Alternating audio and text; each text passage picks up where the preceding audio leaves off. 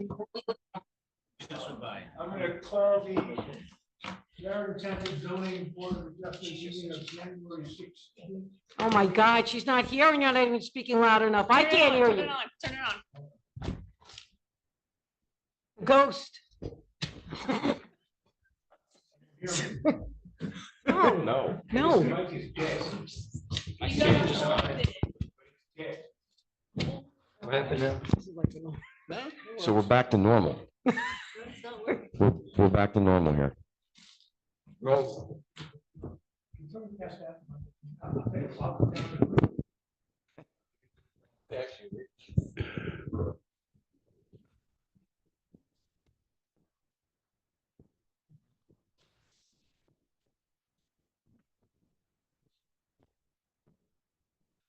Okay.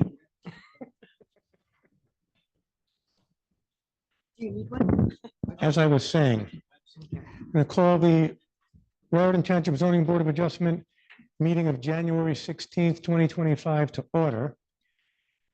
The notice requirements of the Open Public Meetings Act have been satisfied by placing of a notice of this meeting on the bulletin board of the municipal building, filing same with the township clerk, and transmitting same to the Hunterdon County Democrat, the Courier News, the Star Ledger, and the Trenton Times. And I'm going to ask the board secretary to please call the roll. Ms. Cynthia Schaefer? Here. Mr. Rasul Adamji? Here. Mr. Steve Farcio? Here. Mr. Randy Block? Here. Mr. Jim Ferrero? Here. Ms. Lindsay Cool-Brungel has asked to be excused. Ms. Lorette Cortina? Here. Ms. Donna Drews? Here. Mr. James Miller? Here. Can you also call the staff? Yes. Mr. John Drill? Here. Mr. Jeffrey Faccarella? Here. Mr. Kesh Starshi, you will be arriving late. Mr. Jay Troutman? Here. Ms. Jessica Caldwell? Mr. John Morgan Thomas? Here. And can you call yourself? Taylor Vaughn, here. Okay. So this is the board's reorganizational meeting, and I want to know if before you reorganize, you want to do anything. Do you want to do the remembrance first? Yeah, that's what I'm thinking. Because just for the record, I swore in all the board members whose terms expired. So this is a full complement of sworn in board members up here. Okay. Okay, so we'll start by reading the resolution honoring Jackie Clapp. For those who aren't aware, the stenographer Jackie Clapp has passed away. So I'll read the resolution and then if anybody wants to speak. Okay, honoring Jackie Clapp for her hard work and dedication to the Township of Raritan. Whereas as of January 1st, 2022, Jackie Clapp will. You know what? This is the wrong resolution. This is the wrong resolution. Why don't we table this to the end of the meeting and we'll get the right resolution? Okay. So we'll table everything to the end. Yep. Okay, so then on break, you get the right one. So why don't we get right into the reorganization? And the first thing up is an election of a chair. So does anyone want to make any nominations? Yes, I want to renominate Cynthia Are there- for the chair position. Any other nominations for chair? Seeing none, nominations are closed. Can you make that into a motion to appoint her as chair? I would like to make a motion. I second it. Randy seconded. All in favor? Aye. Any opposed? Any abstaining? Okay, All right. congratulations, and you can take back the meeting. Okay, thank you. Okay, moving on to the election of officers. We had the chairman. Like to get a vote to elect a vice chairman. And I'd like to propose Rasul Damji. I'll second. All those in favor? Aye. Aye. Any opposed? Okay, so we have a chairman and a vice chair. John, we're going to bypass the pro temp. Okay, Okay, so appointments for 2025. So what do you need me to read on all these? Just the title? yeah, the title and who is being appointed, and then you can make a motion to approve the whole group. Okay, so starting with the appointment, the resolution appointing and retaining board attorney for 2025. Whereas the board has determined that John E. Drill Esquire should be appointed and retained as attorney for the board for 1 year. Resolution appointing board planning experts for 2025. Whereas the board determined that Township Planner Jeffrey Vaccarella, PPAICP, and Jessica Colwell, PPAICP, should be appointed as the board planning experts for the year. Resolution appointing board engineering experts. Whereas the board determined that Rakesh Darnji, PE, CME, should be appointed as the board engineering expert for the year. Resolution appointing the board traffic expert. Whereas the board has determined that J.S. Troutman Jr., PE, should be appointed as the board traffic expert for the year. Resolution appointing the board landscape architect expert for 2025. Whereas the board determined that John Morgan Thomas, LLA, ASLA, should be appointed as board landscape architectural expert for the year. Resolution appointing the board radio frequency expert for 2025. Whereas the board determined that Charles Heck, PE, should be appointed as board radio frequency and wireless telecommunications expert for the year. Resolution appointing board secretary and assistant secretary. Whereas the board determined that Taylor Vaughn should be appointed as the secretary for the board and that Jeffrey Vaccarella should be appointed as assistant secretary as the board. Resolution appointing board geotech and structural engineering for 2025. Whereas board determined that Jerry Adelson, PE, and Richard Rick Adelson, PE, of Frank H. Lear Associates Consulting Engineers should be employed and appointed as board geotechnical and structural engineer experts for the year. We have a resolution establishing the schedule for the year for 2025. We have a resolution adopting rules and regulations for 2025, and I believe that's it. Can I get a motion to approve? So moved. I'll second. Can I get a vote, a roll call? Just be clear, this is for all the This is appointments. Yes. a vote to adopt all the resolutions memorializing those appointments. Okay. Chairwoman, Ms. Cynthia Schaefer, Yes. Vice Chair, Mr. Russell Adamji, Yes. Mr. Randy Block, Yes. Mr. Steve Farcio, Yes. Mr. Jim Ferrero. Yeah. Ms. Lorette Cortina, Yes. Ms. Donna Drews. Yes. And at the appropriate time, I have the correct resolution, Chair, and I sent it to Taylor. At the appropriate time, maybe after you reorganize before you call the case for tonight, she can go back and get it. Okay. And I see Mr. Grunberg isn't here yet either. Correct. Okay. And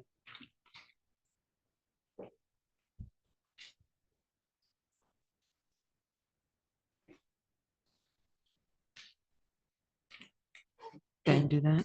Oh, I did it. I was doing it backwards. Apologies. Okay. I don't have meeting, John.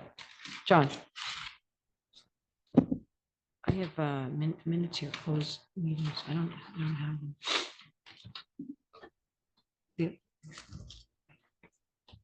So. Can I do them all at once? No. Okay. Okay, so for the minutes, we have 3 for closed sessions. So obviously, there's no minutes. So October 17th, 2024, does anybody have any concerns or considerations concerning that closed session? And just so everybody's clear, eligible vote is Schaefer, Block, Ferrero, Cortina, Drews, and Miller. Okay. Can I get a motion to approve? So moved. I'll second. Can I get a vote? Chairwoman, Ms. Cynthia Schaefer, Yes. Mr. Randy Block, Yes. Mr. Jim Ferrero, yes. Ms. Lorette Cortina, Yes. Ms. Donna Drews. Yes. Mr. James Miller. Yes. Okay, moving to the next meeting minutes, November 7th, 2024, closed session. If anybody has any questions or concerns, we'll go into closed session to discuss them. If not, can I get a motion to approve? And again, this is Schaefer, Farcio, Ferrero, Cortina, and Drews. Can you? Anybody want to make a motion? So moved. Oh. Second it. Se- I'm sorry. Chairwoman, Ms. Cynthia Schaefer, Yes. Mr. Steve Farcio, Yes. Mr. Jim Ferrero, Yes. Ms. Lorette Cartina, Yes. Ms. Donna Drews. Yes. Okay. Meeting minutes, closed session, November 21st, 2024. Any concerns? Everybody is eligible to vote, so. Okay. Hearing none, can I get a motion to approve? I'll get the motion. And I'll second. Great. Can I get a vote, please? Chairwoman, Ms. Cynthia Schaefer, Yes. Vice Chair, Mr. Russell Domji, Yes. Mr. Randy Block, Yes. Mr. Steve Farcio, Yes. Mr. Jim Ferrero, Yes. Ms. Lorette Cartina, Yes. Ms. Donna Drews. Yes. Okay, for resolutions, John, we've already covered the appointments, the schedule, Yep. the rules, the official, I don't think there was one for official newspaper. And- Yes. Okay, Yes, there is. There Okay. there is. There is. all right. And just for the record, the official newspaper follows the township, which is, What the newspapers are? Is that what you're asking? Okay. I would like to just read it. yeah.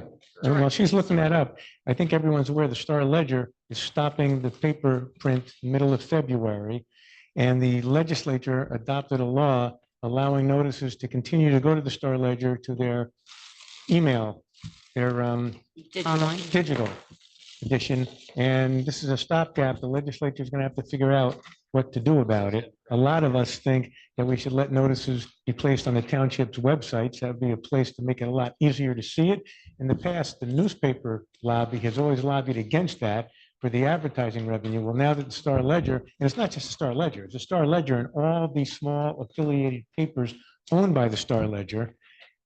Now that they're not publishing paper, why should they be allowed to make the money off of digital when municipalities can do it for free on their websites? But we'll see what happens. Okay. John, just a point of clarification, the Hunterdon County Democrat has stopped. Yeah, but that's an same affiliate thing. that's owned by the Star Ledger. Okay. Yep. Okay. So the designated newspapers are the Hunterdon County Democrat, the Courier News, and the Star Ledger. Two out of those three are gone.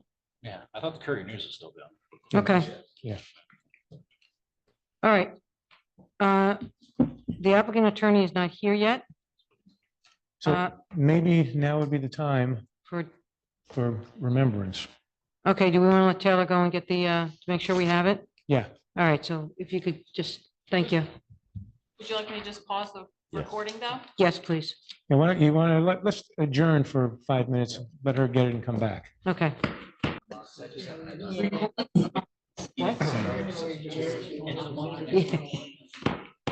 Okay, calling the meeting back to order. As we wait for the first applicant, we'd like to take a few moments to remember Jackie Clapp as we identified at the beginning of this meeting. Jackie has passed. For those who didn't know, Jackie was here 52 years. She started in 1972. I don't know where you were in 72, but I was a freshman in high school. I worked with Jackie about 10 years, and she was an absolute pleasure and professional.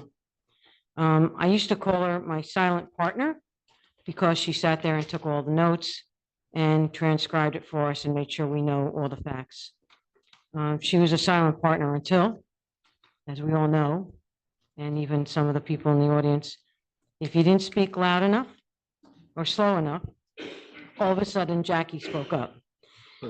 And it became so regular that we became her chorus. So she didn't have to say anything. We were just like looking at, hey, slow down, speak up. So she didn't have to say anything anymore. When I first started at the board, which by all means was a mistake, okay, I did not apply to be a volunteer. I answered a call for volunteers for the town. And when I sent in the email, I said, please have somebody contact me so we can figure out how I can be helpful. The last place I wanted to serve was here, making decisions concerning my neighbors. When someone finally contacted me, it was to let me know that my swearing in was next week at the Board of Adjustments. To add to it, the first major application I was involved with ended up being denied, and we were sued. Not a good experience. Not really happy with this. We did win. We did. After a few days, I received a note in the mail. Jackie had sent me a personal note letting me know that she really liked my closing comments in the deliberation and how impressed she was. It really meant everything to me, and I really still have it to this day. A couple years ago, when she celebrated her 50th anniversary, we threw her a little party. We surprised her. And it was nothing big, just, cakes and balloons and flowers.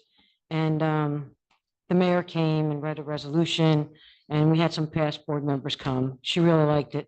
And she was surprised we got her, so that was good. And a few days later, I received a note in the mail. And Jackie let me know that she really appreciated it. And being the one person she is, she added some very nice things about how I was running the board, and that she really appreciated it. And I really appreciate the comments because it is what it is. You want to serve and you want to do the best you can. And I still have that note and will cherish it. I'm really glad that we were able to throw the party and get her and let her know how much we really appreciate her. When Jackie fell ill this time, she didn't want flowers or cards.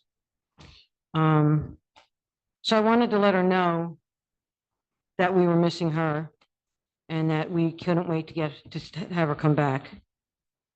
So I thought I would write her some notes. So I used to drive by her house and drop notes in her mailbox, hoping that her family would pick them up and take them to her. And they let me know on Sunday that they did and that she got them. So, and for we did provide a spray for the services from the Board of Adjustments for the funds that you provided to me. They had the service on Sunday. It was lovely. So for those who weren't there, Jackie's service was at the Flemington Courthouse, The old historic courthouse. the old historic courthouse where she started, which was really lovely that they were able to do it in the courthouse. And her kids were saying how after school they would come and sit in the courthouse. It was a lovely service, and I'm glad we were able to attend. Anybody have anything else they want to add? Yeah, I'd like to add something. So be a little bit of a different perspective.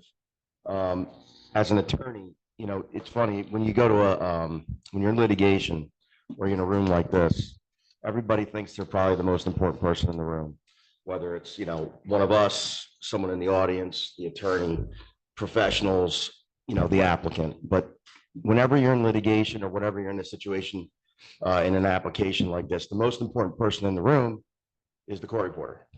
And as an attorney, when you're in litigation, you always remind the witnesses of that, because you could say whatever you want and you can get some great testimony and you can get some great objections and you get some great comments. But if she doesn't get them down, then it's not helpful. Jackie was a trip. My partner, Joe Trinity, he used her a lot and had a lot of cases where she was a court reporter, and he always raved about her. And I remember, now I think it's like 9 years ago, that I was on this Board of Adjustment, and I came back to the office, and I remember just saying to Joe, guess who the court reporter is? And he was like, couldn't say enough nice things and good things. And he was right. And Cynthia was right. You could take one look at her and you could see she's either really pissed off or she's going along like, hey, this is good. But she didn't have to say anything anymore. I actually wanted to try giving her tennis balls. And every time someone didn't speak up, let her throw them at whoever it was, because I think people would be in trouble. But, when you're a court reporter and you are with anybody for, I say 3-4 years, she was with the Board of Adjustment for 52 years, just tells you that she was not only a tremendous person, she was old school tough lady, really tough. But she was very smart, very good at her job. And the fact that she was here 52 years should tell you everything you need to know. No one keeps their job for 52 years unless you're good at it. And so, and obviously, she had a diagnosis that probably everybody in here has had to deal with someone that's had to deal with cancer. I'm going through it right, not myself, but I'm going through it right now with two very close people. So it's tough. But you gotta be tough. And she was tough. I mean, she was toughing it out all the time. And even when she wasn't here, when she was on the Zoom, we knew when she was upset, with the witness or whoever it was at that time as well. So, but I think, one of the things I always say, you're usually at the end of the year, you got to really appreciate the people that you're working for. Everybody obviously knows that, we're volunteers. We don't, our salary is really bad, zero. In fact, it's probably in the negative if you put all the time you put in. But, this is really, and it sucks and it's stressful because, this is really kind of like a family. We all get along real well. And Jackie was kind of like the glue that kind of kept everything together because she really was good at what she did. So she's going to be missed. And obviously, I'm glad that we were able to do this. Unfortunately for me, I wasn't able to be there on Sunday for other reasons. But, I know that she knows that we appreciated her. So that's all I wanted to say. Okay. There's no one else. I'd like to read a resolution. And you're going to ask that after you read it, that the board make a motion to adopt it, correct? Correct. Raritan Township Board of Adjustment, resolution honoring Jackie Clapp for her hard work and dedication. Whereas on January 16, 2025, the Raritan Board of Adjustments, oh wait, I have to slow down. I'm sorry. Yeah. Wait. The Raritan Township Board of Adjustments set aside time during a tree organization meeting for board members to honor and remember Jackie Clapp upon her passing. And whereas Ms. Clapp served as the board's official stenographer for 52 years, and whereas the board notes and stresses that Ms. Clapp distinguished herself over the years as a hard worker and a provider of accurate and timely transcripts of board proceedings, and whereas the board notes and stresses that Ms. Clapp served the board over years with honor and distinction, as well as with a healthy sense of humor, and now therefore be it resolved by motion made and second on January 16th, 2025, and passed on under unanimous vote by the Raritan Township Zoning Board of Adjustment as follows. The board officially recognizes and honors Jackie Clapp for her dedication and service to the board over the past 52 years. The board directs its secretary to present the resolution to Ms. Clapp's children, Dennis Bakos and Melissa Constein. Yep. The board directs its secretary to attach a copy of this resolution to the official minutes of the board's January 16, 2025 meeting. So can I get a motion to, I'll make the motion. I second it. well, I didn't get too far. Okay. Can I get a vote?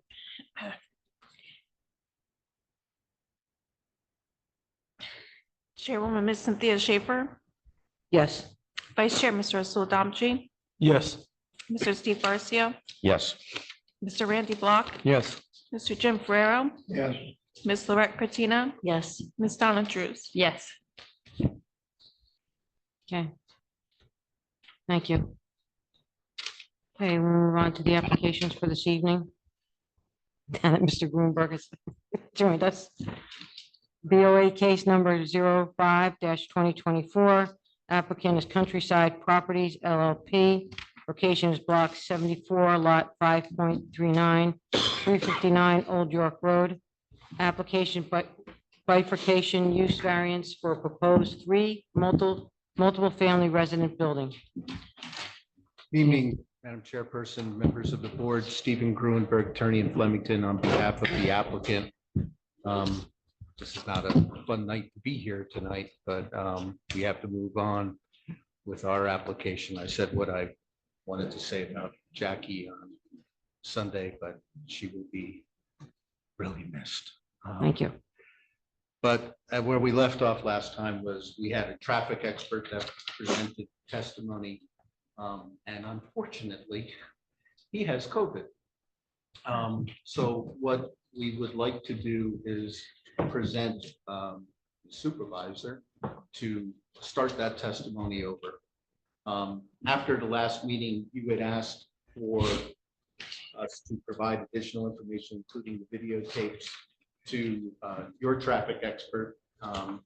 Troutman, who has reviewed those submissions, our amended report, and he issued an updated traffic report, which I'm sure you have, which essentially said that. Hey, Steve, can you pull that microphone closer to you? 'Cause now we have to really make sure we have good recordings, because if anyone ever needs a transcript, we're going to have to get some kind of transcription service, which is not going to be a good situation. We've had it so good that you'll see that this is, And I would have been yelled at. yeah, that right would have been yelled before at. You yeah, yelled at that's- me. That's So true. thank you for the reminder. And also, just procedurally, Mr. Grunberg let me know that the traffic expert who started testifying would not be able to continue, asked if they could do that via Zoom. I told them the board's policy was the only people that get to use Zoom are board members, if it means they get to participate in a meeting and not, and that we're not using Zoom because we have found that it's much better to have a live witness, and therefore, if they couldn't produce that traffic expert, any testimony he gave is going to have to be stricken, can't be relied on, and bring someone in that has the same knowledge level or a higher knowledge level, and have them start from scratch, because the other guy was not cross-examined. And unless they're cross-examined, the board can't consider the testimony. So any testimony from the past expert, you act as if it didn't happen. And as he said, starting from scratch on the traffic testimony with this expert. So I would like our replacement traffic expert to be Yeah, can you- identify himself and be sworn. Right, can you identify yourself? Sure. My name is Michael Drobny. The D is in David, R-O, B is in boy, N is in Nancy, Y. Okay, can you raise your right hand? Do you swear or affirm the testimony you're going to give in this matter is the truth, the whole truth, nothing but the truth? I do. Okay, Mr. Bloomberg, can you get him qualified? Sir, will you please give your qualifications for Sure. As I said, my name is Michael Drobny. I'm the manager of the Highway and Traffic Design Group at Friendship Brillo Associates. As was touched upon, Mr. Maisel is a direct report of mine.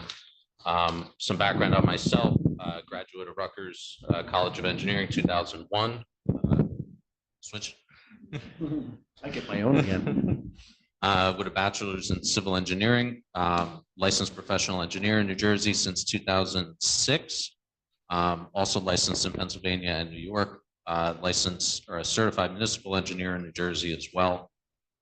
So I've been doing roadway and traffic engineering work at this point going for 24 years. I offer Mr. Drobny as an expert in the field of traffic engineering. Have you testified before in I front? have not appeared before this board before. Okay, Other boards, yes. Okay. Not this okay, we'll accept. Thank you. So if you could please give the board the benefit of your analysis with respect to the traffic impact of this proposal. Sure.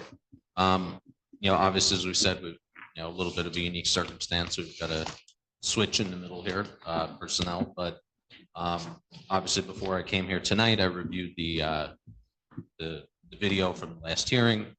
Reviewed the reports that Mr. Maisel has done. I reviewed the reports that your traffic engineer has issued. Performed a site visit today as well, from my own personal knowledge, site. Really, as far as the site goes and the report that was done by our office, there's really kind of two main elements to the report. The first one, talking about trip generation from the site. As you guys are aware, the previous approval for the site was for general office use. The change in use that's being proposed now to senior housing. What was done in the report, there was a comparison of the trip generation of the previous use, or that would be generated by the previous use, compared to what is currently proposed.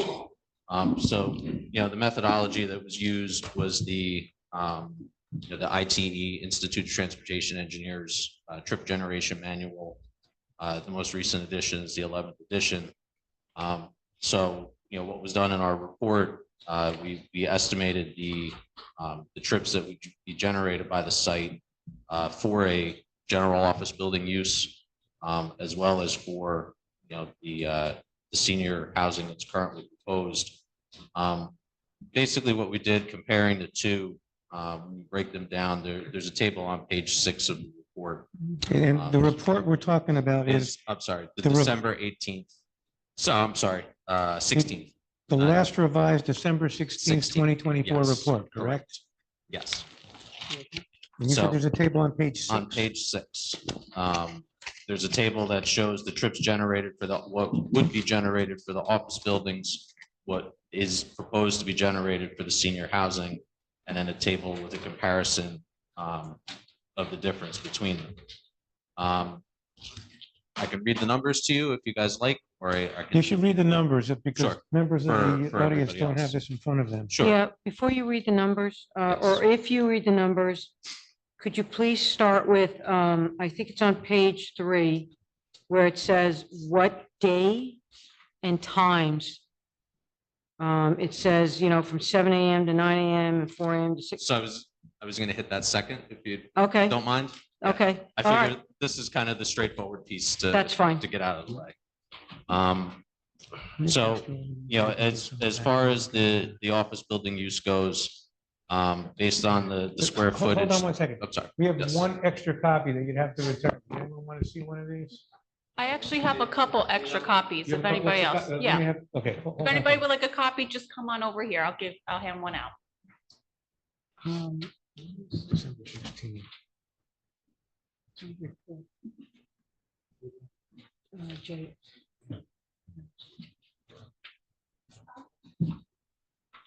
We have one extra one over here also. And he's going to refer to page 6.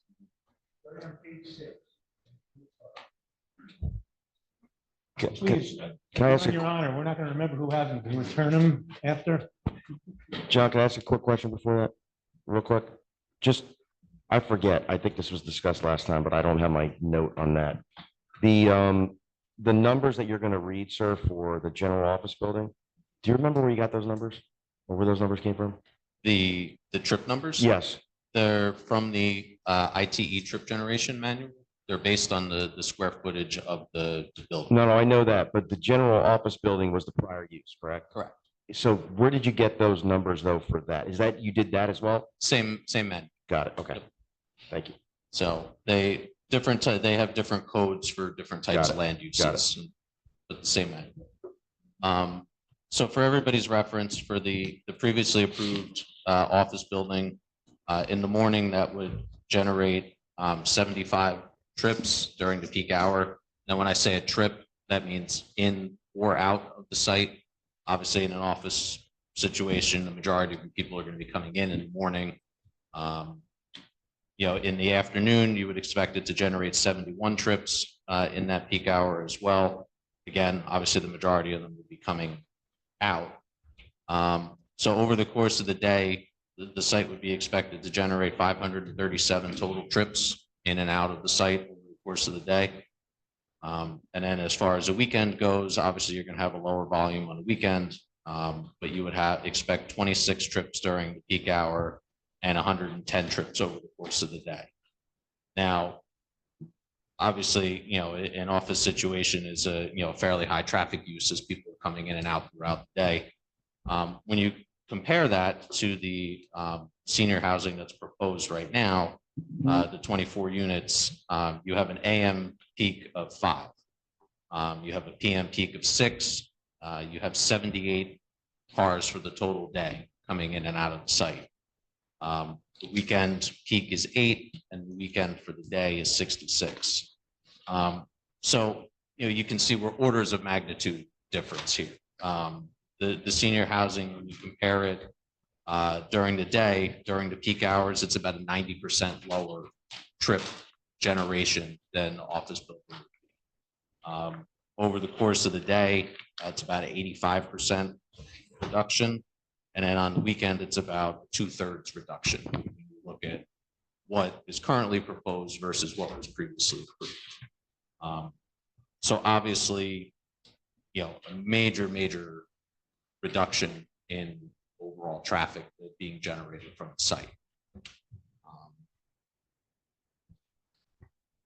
The second part of the report, and kind of what you had touched on, and I know you guys spent a lot of time on it the last meeting, was the actual traffic analysis that went along with the site. You know, I saw Mr. Maisel got about as far as introducing what was done, and then, you know, we kind of got into a discussion about the methodology that was used for the traffic counts. So I think what I'm going to do, I'm going to kind of reintroduce just what the count was done. Yep. And then, you know, because I know that was a lot of what got revised in the report, that was, you know, the discussion focused around. So we did, you know, as part of the study, obviously what you want to do is when you're putting in the new site, you want to see what's going to happen to the roadway network around. So, you know, we start by doing traffic counts to find out what the traffic is out there currently. So for the record, to clarify when the counts were done. So French and Perillo did turning movement counts at 2 intersections. They did at the intersection of Old York and Okay, Lincoln Road. what page of the report are you on? I will, on page 3. In the traffic operations section on the bottom half of page 3. And I assume everything in bold is the revised revision. material, the new material. Yes, correct. Because I know, like I said, I know there was some clarification requested. Yep. Last time.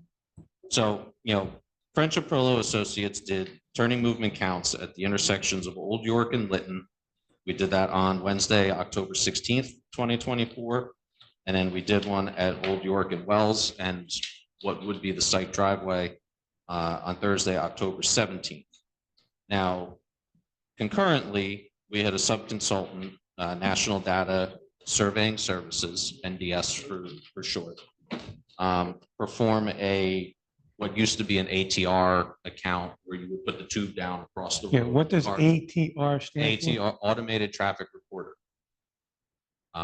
So that was the old fashioned, you put the tube on the road, the car drives over it, you know, it feels the hit of air and counts it that way. But so they did a 7-day count that overlapped with ours as well.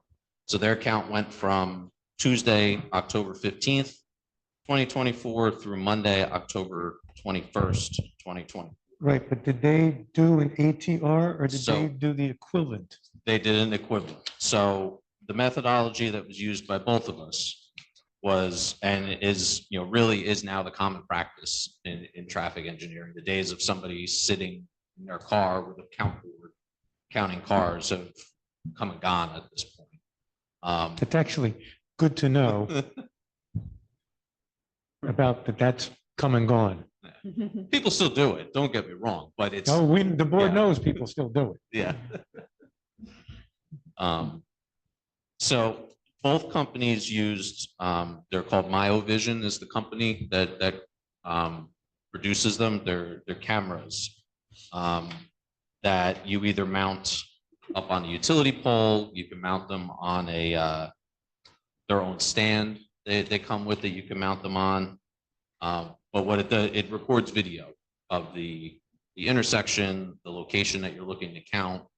And then what you do is they have a processing element of their company where they take your video, you know, watch the video, process the video, and return you with the countdown. So instead of, you know, me having a person sit out on the site for 8 hours to get 8 hours worth of counts, you know, they may process it in 2 or 3 hours of their time.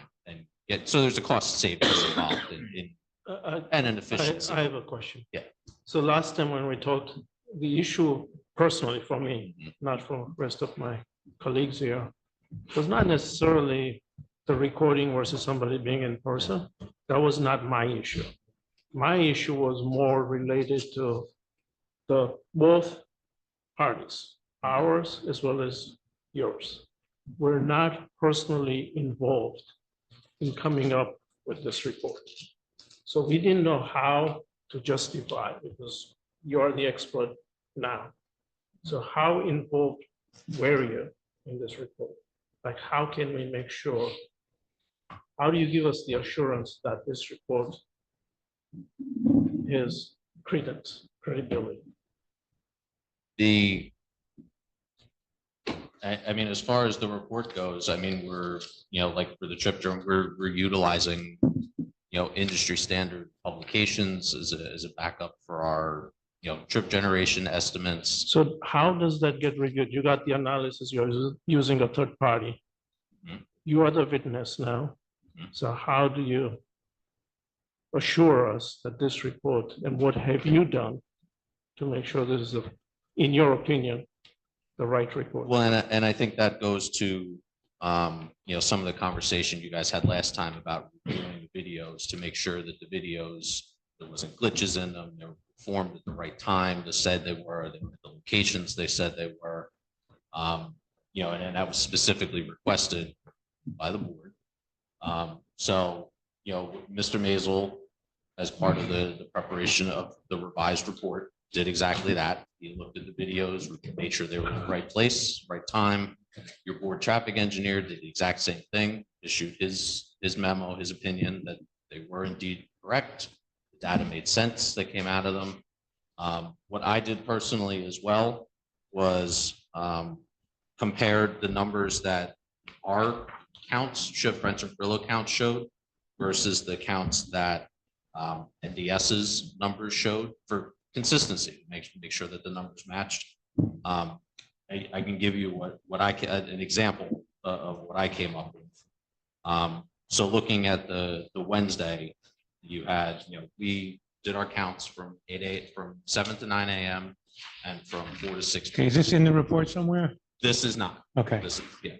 So I did a straight numbers comparison to make sure that they matched up. meaning So- you looked at the cameras you had and compared those numbers to the numbers that your sub-consultant came up with looking at their cameras. Correct.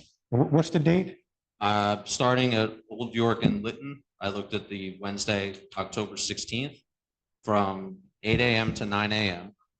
French and Perillo's count showed 380 cars combined going both ways on Old York Road. NDS's results were 383. So 3 cars difference. I mean, 1% Yeah, difference.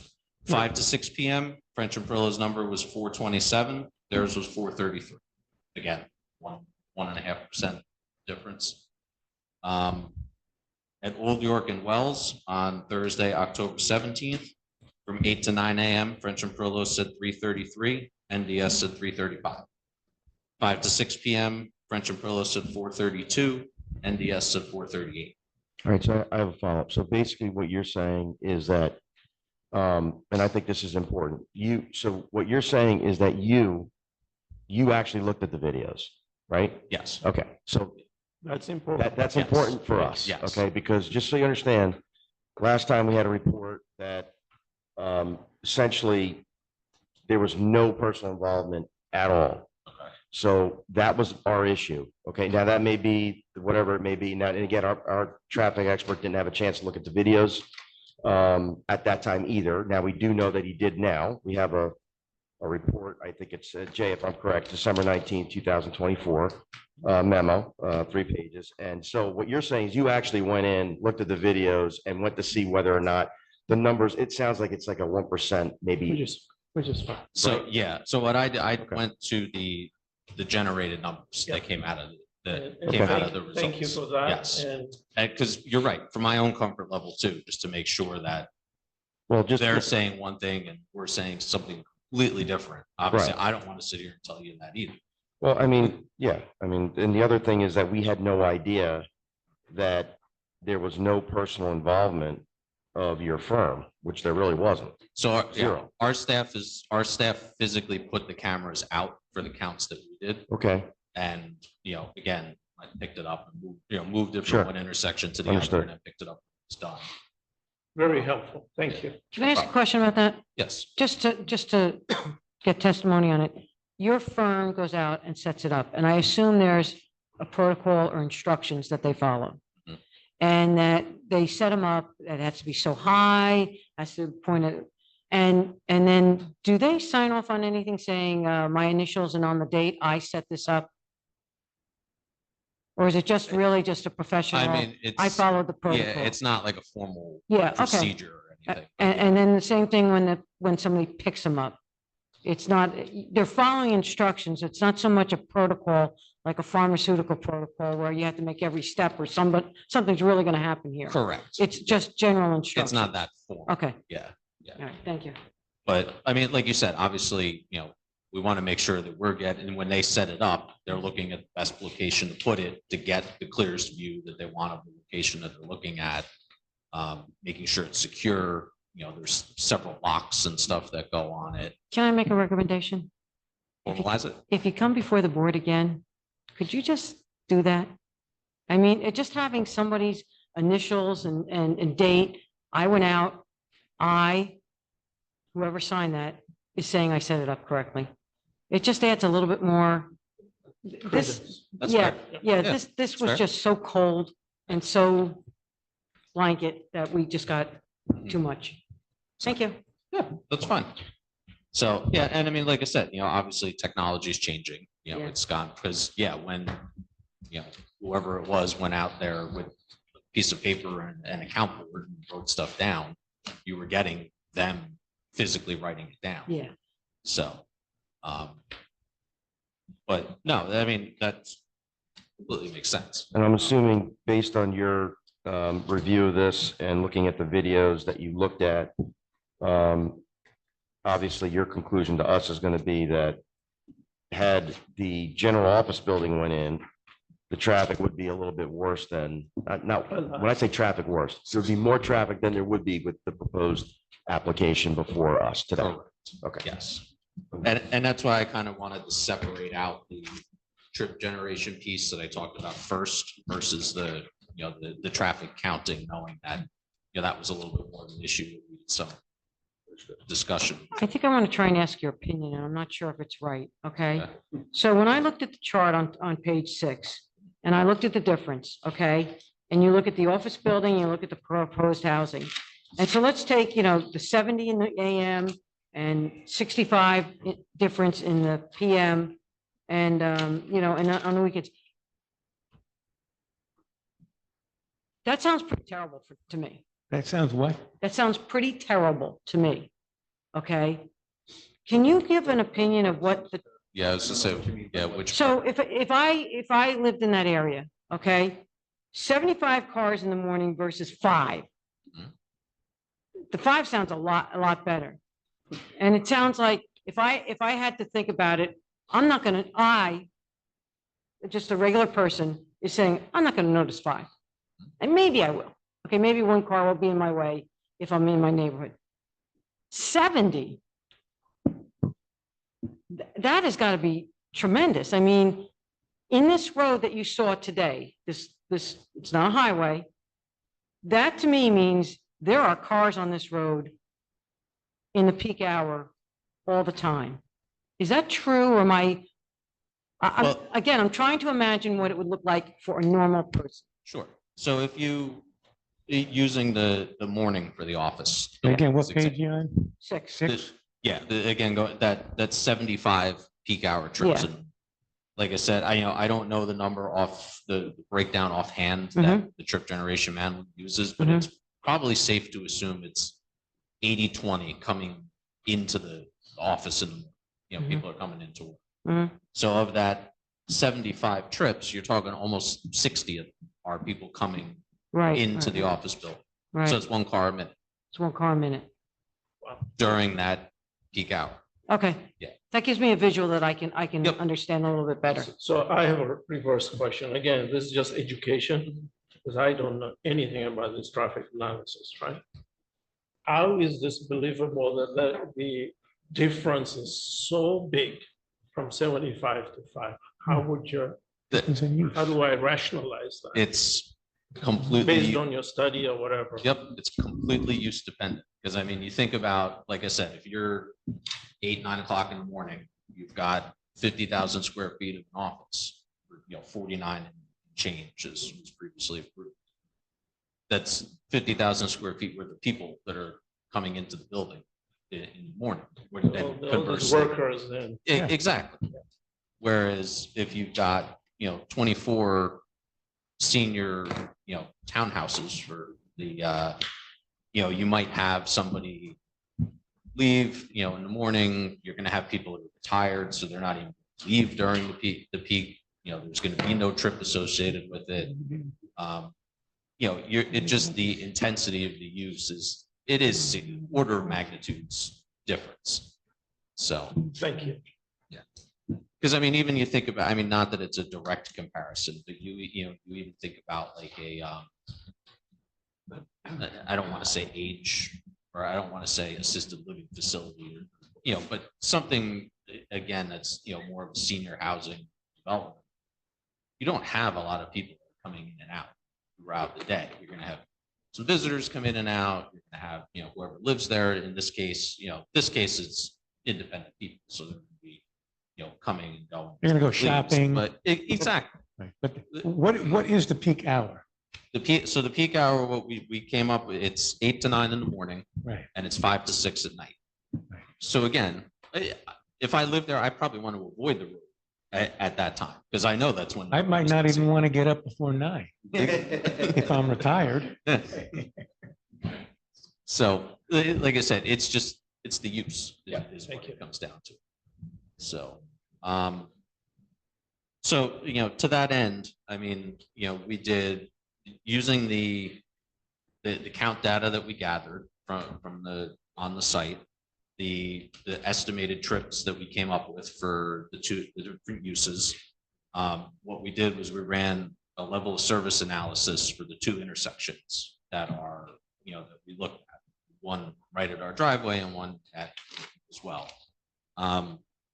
So, it was run under 3 different scenarios. It was run under the existing condition of take the traffic that's there today, look how the intersections work. It's done under what's called a no build condition. So basically, in this case, typically we assume 3 years in the future. So that would give the applicant time to build the site, get the site occupied, stuff like that. So, 3 years from now, 2027 being, in this case, being the no build year. And what NJDOT does is they call them background growth rates, that it makes an assumption that over that course of time, however much growth is going to happen in the surrounding area, nothing to do with your site. So like for Hunterdon County, for the type of roadway that Old York Road is classified as, they say to assume that there's going to be 1% growth year over year for those 3 years. So what we do is we take our traffic counts that we did right now, apply that 3 years of 1% growth to them, run the same analysis, and we call that our no build condition. So then your third, situation is your build condition. So you take that. Okay, what page of the report are you on now? I'm kind of just explaining Okay. at this point. You take your no build volumes that are going to naturally happen by themselves, and then you add your site traffic to it. And that's what you call your build condition, because 3 years from now, my site's occupied, it's up and running, and you've still got your regular, growth happening around. So to go back to the report, if you go to page, let's see, if it starts this breakdown. If you go to page 5, it shows you actually, I want to go back. Actually, I want to go back to page 4. My apologies. So the table on page 4 gives you what the levels of service are for the existing conditions. Now, what part of what was included in Mr. Troutman's latest memo was a breakdown of the different classifications of levels of service. So A, B, C, D, E. And what you have associated with each of those is a expected delay. So like if I pull up to the intersection, I'm going to get delayed by X amount of seconds sitting there. So level of service A is less than 10 seconds. So I pretty much am going to pull up, I'm going to look both ways. Maybe I got to wait for 1, maybe 2 cars to go by and I pull out. Whereas you get to like a level of service E or F, you may need to wait for 40, 50 seconds to be able to get out. So obviously you're going to get annoyed. You're, not going to be happy. Typically in our analyses, we strive to get to a level of service C or better. So, a level of service C works out to 15 to 25 seconds of delay at a stop sign. So in our case, your existing conditions out there, both of the intersections operate at level of service A. There's no traffic operations issues whatsoever. They both work very well. Both intersecting streets are pretty low volume roads, so you wouldn't expect there to be, a significant amount of delay that comes up with it. The table on page 5, when I switch back over, is the same table run for the no. So taking that So I do have a question. Yep. These are reports and numbers. When you guys did your analysis, is it a low traffic area in your opinion The side streets, absolutely. currently? So Yes. I just want to get reality versus reports. I mean, again, when you look the traffic count data that we had for some of these side streets, I mean, you're less than 10 cars in peak Okay. hour. Okay. So Even now, right? yeah, Today? right now. So, coming out of Wells, I think, might have been like 5 or 7 cars in the peak hour. So, I mean, it's every 10 minutes you've got a car coming out of that kind of. So, Okay. not busy. So the table, it's the same table, same format on page 5 for the no build year. What you can see in that again, the intersection columns, they stay at levels of service A for the overall intersection. Really no change whatsoever in what's going on out there. When you jump to page 7, there are the build years. The top portion of the table is for if the office building went in, and the bottom table is for the senior housing going in. Now, even with the office building going in, the intersection still operated at a level of service A. Again, just because you have so little conflicting traffic coming in from side streets out here, Old York Road just continues to function. Now, there's a column in here that says delay. So that's where kind of the change happens between the office building and the senior development. So for the Old York and Wells and where the site driveway is going to be, that's that bottom row in the first table. It shows a 1 second delay and a 1.6 second delay in the morning and the afternoon. And same row in the bottom table, it's 0.2 and 0.2, which is essentially nothing. That 0.2 matches what the existing condition is.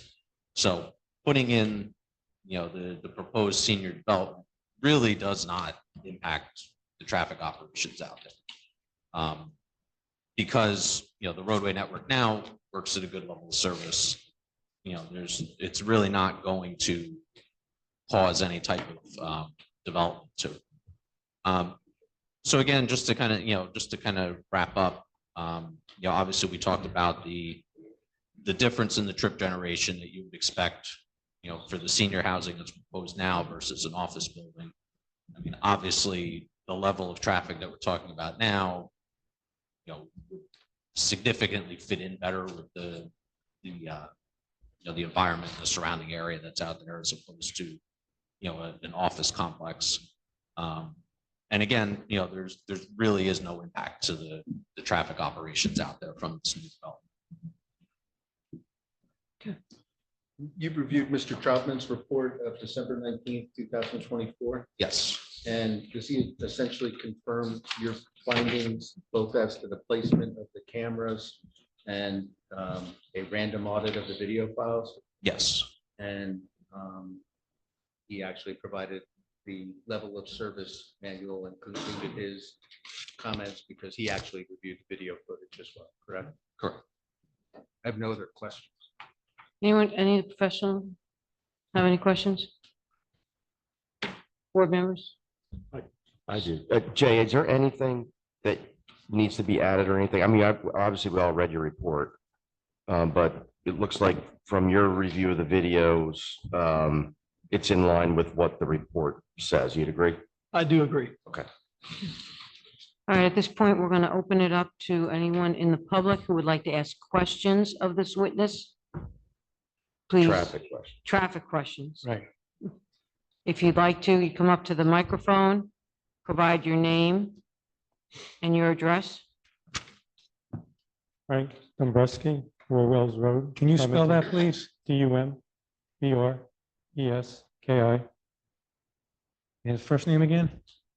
Frank. Francis or Frank? France. Okay. And your address, sir, again was 4? 4 Wells Road. Thank you.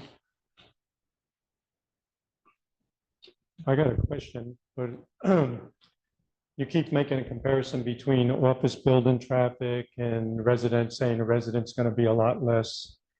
When the original builder got a variance to build a commercial property on that site, the big argument was, his argument was, since it's an office building, the office traffic usually won't get there till 7:30, 8 o'clock.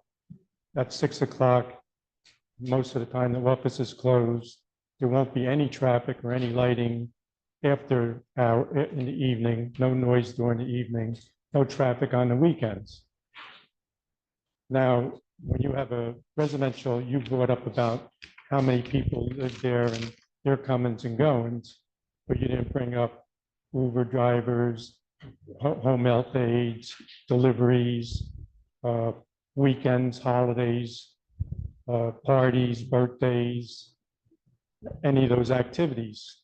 So I don't think the information is completely accurate when you consider how the variance was given originally and trying to make a comparison to an office building being a lot more traffic than a resident. I have friends that. Okay, hold up 1 second. The question is, Yeah, the but hold on. I just want to factually, did this Board of Adjustment grant the variance for that office building, or did the planning board grant site plan approval for a permitted office building? Jessica or Jeff, do you know? It was the planning board. Yeah, so this board, no variance was granted for an office building as a use. So, well, I guess the They went- planning board. The planning board granted a site plan approval. They didn't need a use variance. That office building is permitted. Right. So ask him, you So- gave a lot of, what's well, the question for him? The question is how are you coming up with the fact that you keep saying that it's going to be a lot less traffic with a resident versus an office building? When we were told as residents that the office building wouldn't even be operating only during business hours, not nights and weekends. Okay, can I rephrase your question? Tell me if I got this straight. I think what he's asking is, was an analysis done on not peak traffic, but evening and weekend traffic? Because the underpinning of his question is that an office building would have most traffic during peak hours, but would have nothing in the evening, whereas residences might have more in the evening, and an office building wouldn't have that much on the weekend, whereas residents would have more on the weekend. Is that your Yes, question? Yes. Can you answer that question? Okay, so going back to the trip generation table that was on page 6, when you look at the table, there's a column for the morning peak period, there's a column for the PM peak period, and then there's a daily total column. The daily total, as it says, is the whole day. So when ITE puts out these trip generation. So the daily manuals, total is a 24-hour 24 period? hour for the entire day. So what ITE does when they create these trip generation manuals is they take studies from all over the country of similar type uses and come up with a average number, average anticipated number for the traffic associated with that particular type of use. So going by that data, the office building, when you look at it for the day as a whole, is 537 cars. The resident units is 78 total. This is in and out of the site over the course of the entire day. Now, obviously, what you're saying is correct. The office building is going to be busiest between call it 8 AM and 6 or 7 PM. Everybody goes home for the day. Will there still be people coming in and out of the site as residents after that? Sure. If somebody goes out at night, or goes out for dinner, or whatever, just comes back home, has some friends over, like you said. But really what we're doing is when we're looking at this level of service element of it, we're trying to compare it to the busiest time. Right, but forget about, he's not interested Yep. in the daily. He wants to know 24-hour period. So your testimony is that the prior approved office building would have had, or is projected under the ITE, the 11th edition, to have 537 trips in a 24-hour period during the week, whereas the proposed senior housing per the ITE 11th edition projects 78 trips during a 24-hour period. Correct. And now go through the weekend, because he also wants to know about the weekend. Yep. He wants to know 24-hour, for a weekend. So now for the weekend, the office building is 110 trips. That would be, typically it would be a Saturday, would be the representative day. And the senior housing is 66. So obviously it's a, there's not much of a drop in the senior housing between the weekday and the weekend because people are still, active about the business on the weekend. Whereas the office building, has that significant drop from where it is during the week because, the offices might not be open, but you're going to have some people coming out on the weekend, depending exactly what the individual office is that's open. I mean, obviously we can't predict that. That may have some activity on the weekend associated with it. So there's still going to be some traffic in and out of the office on the weekend, regardless. So, it's not going to be zero. But again, it's still, the senior housing is generally pretty consistent across the days of the week. So that's his answer. All right. Now, as far as creating an intersection there, do you, when you do a traffic study, you do safety observation or you just do traffic flow? It's a little bit of both. Because right there is a passing zone and you're creating an intersection. And I haven't seen any place in Hunterdon County or any place where you have a passing zone and you have a T or intersecting roads. That's not uncommon. I've never seen it because to me it's dangerous. Yeah, I mean, like I said, I mean, generally it's usually county or state highways that have passing zones on. But there's like for me, Route 70 is near my house where I live. Route 70, a significant portion of it has passing zones on. And there are intersections, and that's a higher speed, higher volume road than we're talking about here. Well, in Hunterdon County, I could drive from White House Station all the way to Wells Road. And the only passing zone I see is right there. And that's about a 20-minute ride. So I don't know what goes on in that area, but Hunterdon County, I very seldom see passing zones at intersecting roads. Okay. Just, so I guess you answered my question, but as far as I'm concerned, I think it's very unsafe. Okay, thank you. Anyone else?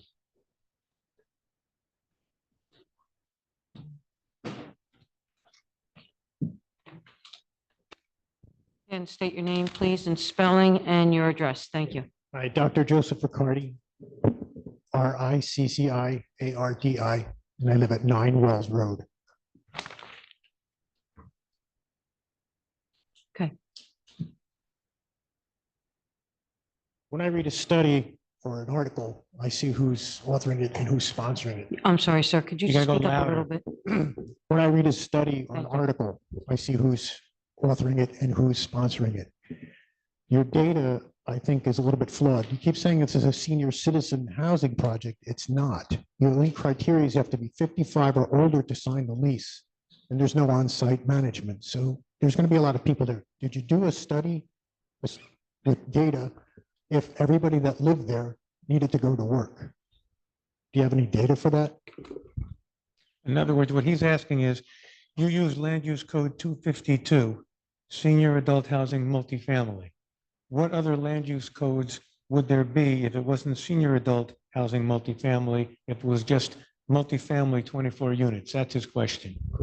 Their ITE does have a separate land use code that's just a townhouse community. Right. That would be in, if there was no age restriction to it, that's what it would fall. Do you happen to have the ICE 11th edition with you? I do not. Okay, I would assume that the numbers would be somewhat higher than land use code 252? Yeah, that's a fair assumption. Do we know, he's going to ask, how much higher? What would they be?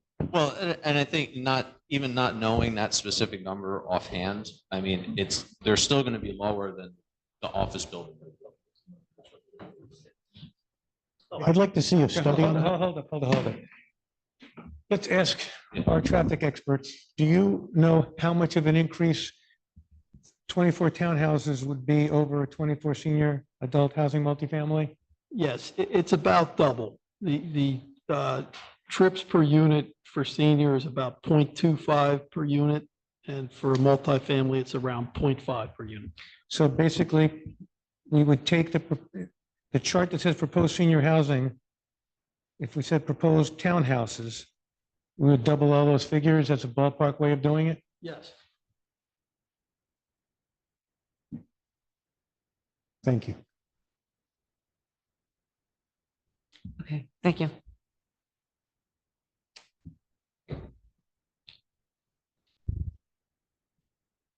Hi, I'm Don Barnacle, Barnickel,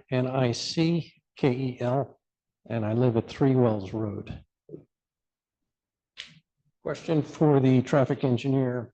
You said in your report, the delays in line of sight for all movements are found to be improved when comparing the existing approved office use. Go slow, even though she's not here. Page 7. Okay.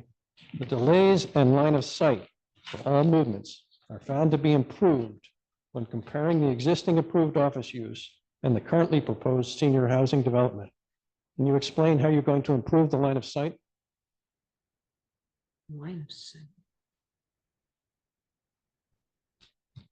Yeah, that I would say, I mean, that I would have to defer to the site engineer on if there, are any.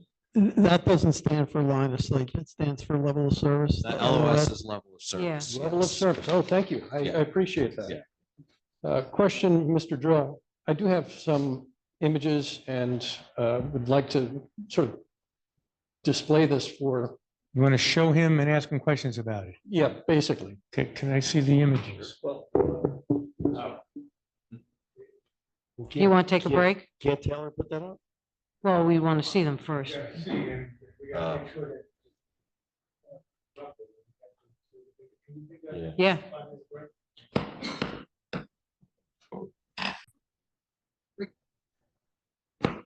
Okay, calling the meeting back to order. So what we decided is the thumb drive is clean. And how do you pronounce your last name? Barnacle. As in a barnacle? Okay. Mr. Barnacle, instead of asking questions using his PowerPoint, is that after the applicant finishes its case, which I believe is after this witness is cross-examined, unless you have someone else you're calling?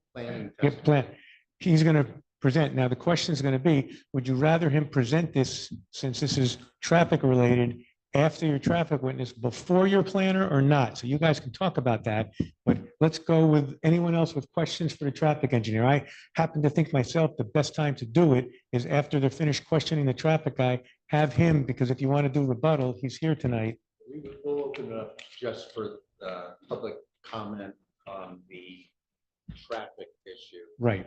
And then we'll come back after that To the planner. continue our planning. I think that's a good idea. Any other questions for their traffic expert before Mr. Barnacle makes his presentation?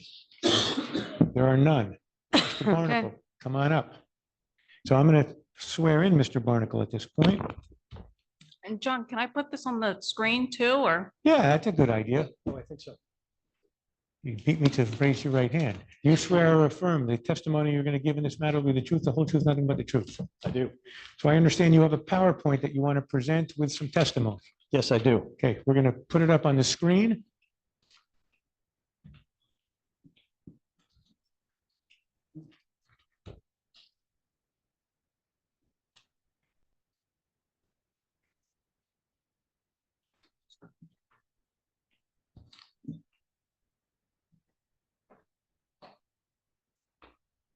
This is the comment from the earlier traffic study. The proposed site layout provides safe and effective access to and from the subject property. That's true. I have no qualms about that. However, living as a resident on Wells Road, if we can go to the next slide. Can you just make sure you put that closer to your mouth? Yes. A little bit slow. There we go. So this is a picture taken at where the entrance to the proposed project would be, looking at Wells Road. Wells Road exits onto Old York from a cut. Next slide, please. If you look at the stop line where you're normally supposed to stop your car on Wells, and you look westbound, you've got approximately 250 feet line of sight approaching traffic traveling east on Old York Road. The posted speed limit is 40 miles per hour, and that limits your decision time to pull out to make a left from Wells Road. You don't only have to make that decision, but you also have to get your car out and across. And that takes about 4.26 seconds. If you are interested in how I calculated that. Yes, we are. Yeah, you're taking 250 feet, you're taking 40 miles per hour, converting that to feet per second, and then dividing that, and you're coming up with your decision time and your pullout time to 4.2 seconds. Now, the traffic engineer will tell you that that's certainly adequate. Anything above 3 seconds is adequate, and I agree, it is. But we're making that intersection much more complex by putting the entrance to the apartment complex immediately across from Wells. So there's less time in terms of the posted speed limit is 40.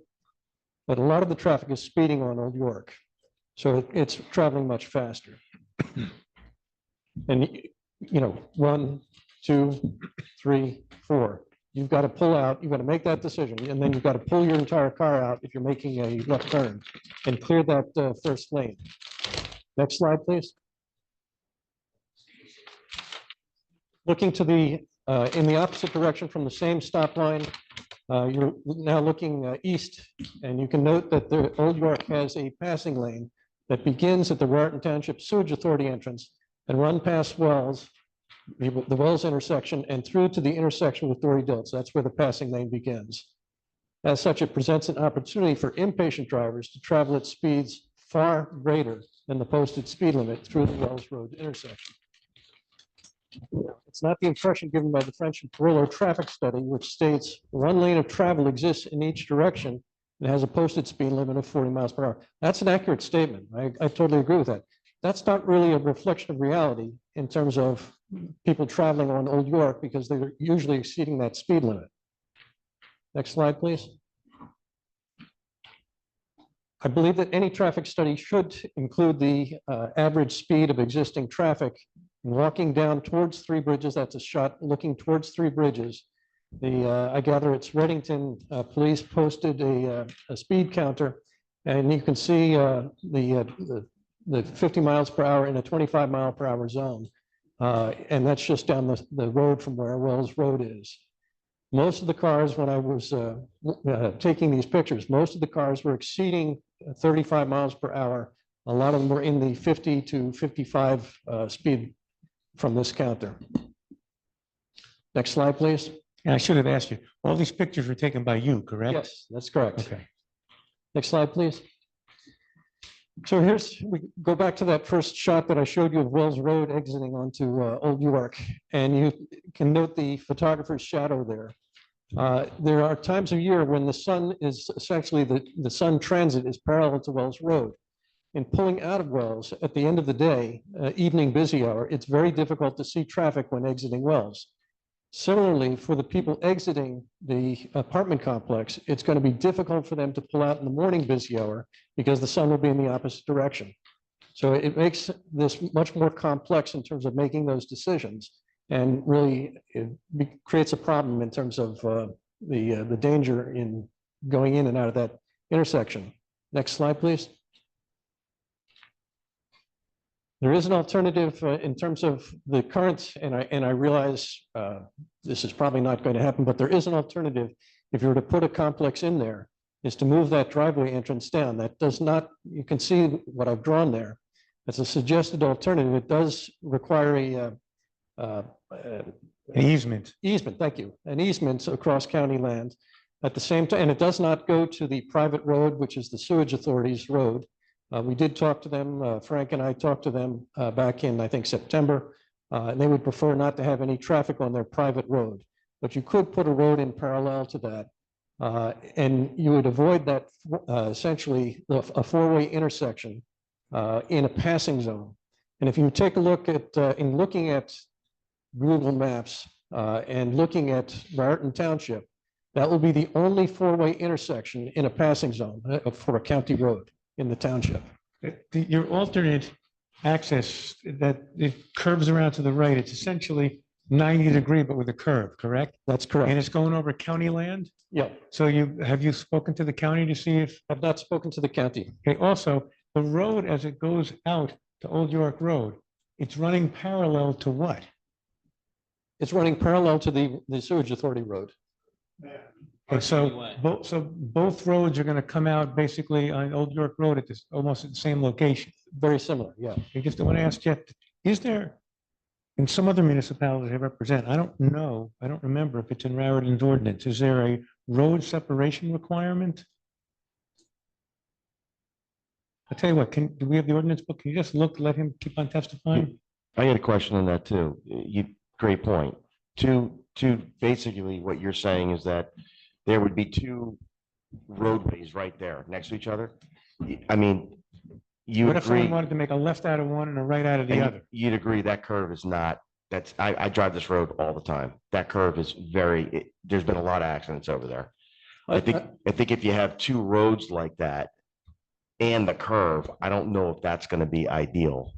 Understood. And it could be pulled up closer towards Wells and not necessarily immediately parallel. Most of the accidents that I'm aware of on that curve are from people speeding. I take it your object is you don't want a T intersection. You don't want their road directly opposite Wells Road. That's correct. And of course, if you were able to obtain an easement and put in, let's say, a curve there, you'd have that spillover parking, which we had talked about in one of the earlier sessions. That you wouldn't have people parking on Old York, and you wouldn't have people parking on Wells during holidays and when you had other people coming in. Right, this is slide 7, so go to your next slide 8. Next slide. So here's a shot taken from approximately where that alternate driveway location would be. And you can see that there's fairly clear line of sight, both in the eastbound and in the westbound directions. Next slide.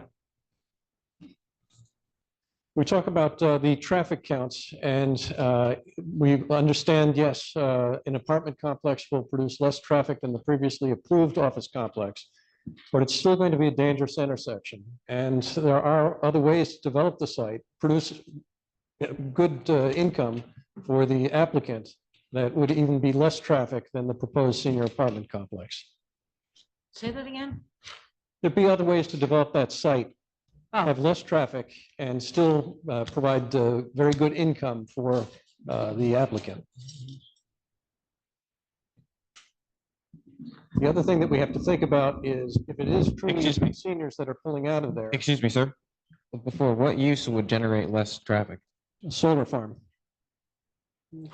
So if you think about a flat panel solar farm there, 5 acres would produce approximately, under the eyelid calculation, about a gigawatt AC power per year. It would be adjacent to, or fairly close to the sewage authority, which is critical infrastructure. You should come to our solar farm applications. Yeah. Oh, I'm sure that there's issues there, but A lot of opposition. oh yeah, of course. In this close to a neighborhood? Yeah.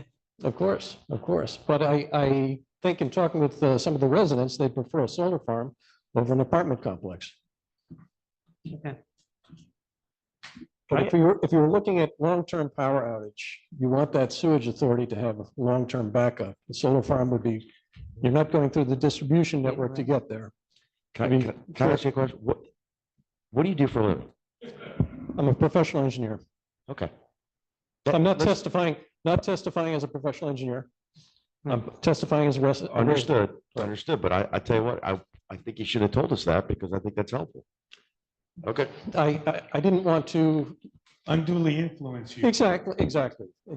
My area of expertise is in wireless and electromagnetic resiliency, hardening infrastructure. Right, and someone was gonna ask him, oh, what kind of traffic engineering have you done? And he would have said none, so he decided to testify as a layperson. As a Okay. resident. I think he made the smart decision. Okay. Thank you. All right, based on this testimony, can I go back and ask Mr. Hold on, Grun? Did anyone have any questions?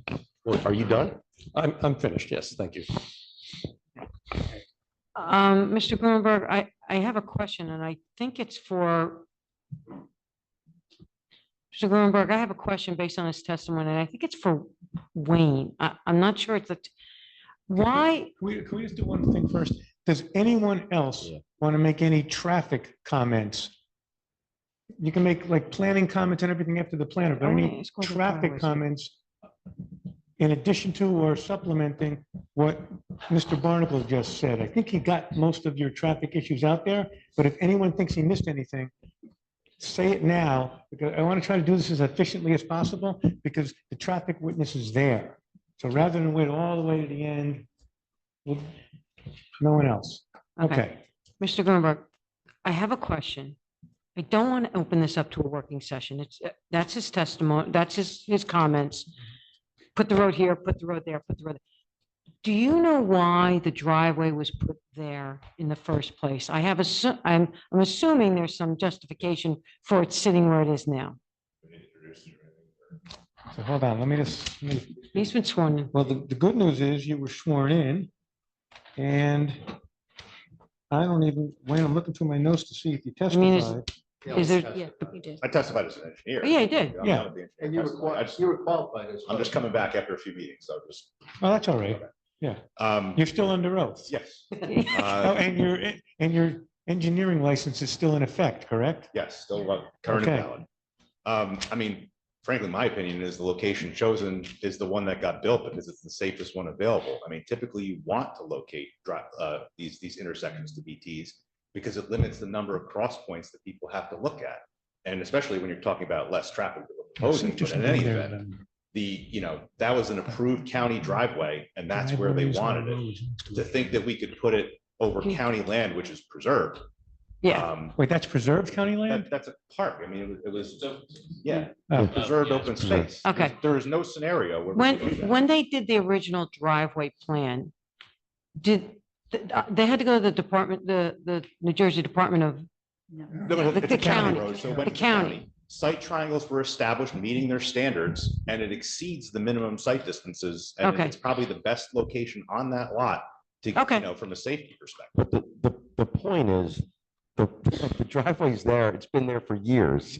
And it was there, it was approved to be there, right? Correct. Okay, Yeah, okay. that was, I had that question, again, I drive this road all the time. I always said, man, that's weird. It's got a driveway there. There's nothing else there.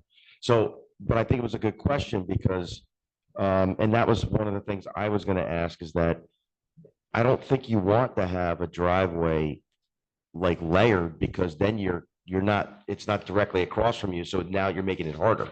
Correct. It's more dangerous. Yes. I mean, we're always told to locate them opposite. Yes. Thank you.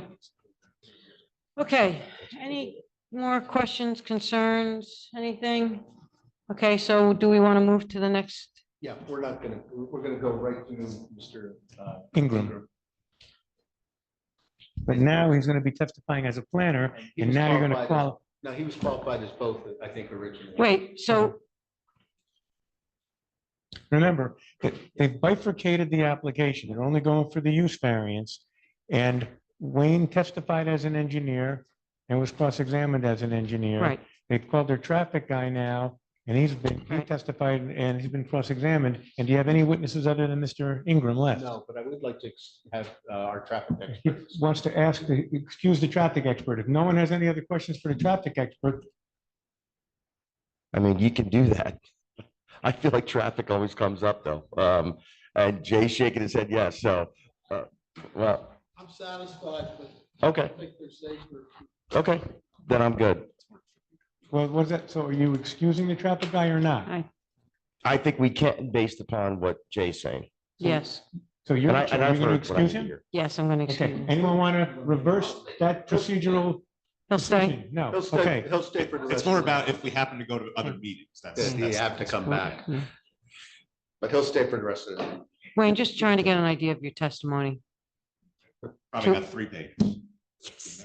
Okay, all right. Plus questions. Planner saying 3 pages, that's about 40 minutes. Okay, I'm good. I'm an engineer planner, so. I'm good. That's good. Sorry, Justin. More black and white, good. All right, so first I'll just summarize a little bit since it has been a while since we started. Slowly, though, And loudly. I'll try. slowly and loudly. It's for you, Jackie. The subject property is in the O2 Business Office Zone and has been the subject of multiple applications. The first was filed by the prior owner to create 3 office buildings, which you've heard about. Under that application, most of the improvements that you see there today were constructed, and that includes the stormwater features, the county road improvements, lighting, utilities, and grading. Landscaping was never constructed, and unfortunately, it was never forced upon that developer to install that over the last 20 years. It's been clear over that time that no buyers were interested. The former owner came in and he proposed to convert those offices to senior housing. If any of you know John Aldrich, the former owner, you would not be surprised to know that he just got upset and left before ever hearing a vote on the application. Not surprising at all. Yep. So true. And so again, that was never resolved as to what the board's thoughts would be.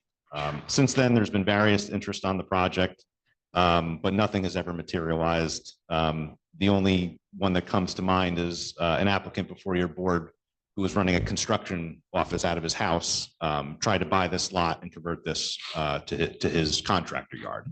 Needless to say, it never made it very far. But nothing has ever materialized. And over that time, the property has just continued to degrade and very little of what you have there is salvageable at this point. And that's where we are today. The property surroundings to the south and east are single-family residential housing. To the north and west by other O2 zone land and public property with the sewer authority. And fortunately, our adjoining O2 parcel was acquired and preserved. And really the only other parcel in that zone is now the 3M property, which is pretty distant from this. So what we kind of have is a bit of an orphaned parcel here in this O2 zone because the surrounding O2 is never going to be office. It's gonna remain as open space.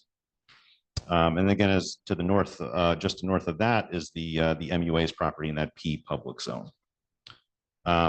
There's a lot of reasons why the office parcel has been vacant for nearly 20 years, and a lot of that has to do with its location.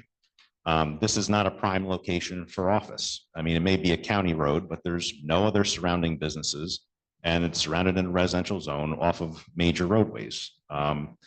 And obviously, at this point in time, post-COVID, there is not a strong office demand. There's a large amount of it all over the place that remains vacant, which makes this even less likely to ever be developed in that capacity. We should point out the other uses permitted in the zone include the offices, scientific and research laboratories, indoor recreation facilities, motels, and hotels. One thing, thankfully, is that warehouses were permitted here until 2023 when that was identified and removed. So that is certainly a positive. Our proposal to convert this to 24 senior housing developments is before you. And that development would include the 4 affordable housing units as laid out in your planner's memo. Can you repeat what you just said? We're proposing 24 senior housing development units, 4 of which would be dedicated affordable housing units. Yeah, what's the percentage? Percentage? Give you an exact one. That's 16.6%. And so why are you proposing 16%, not 20% set aside? Our understanding is that that was the required number.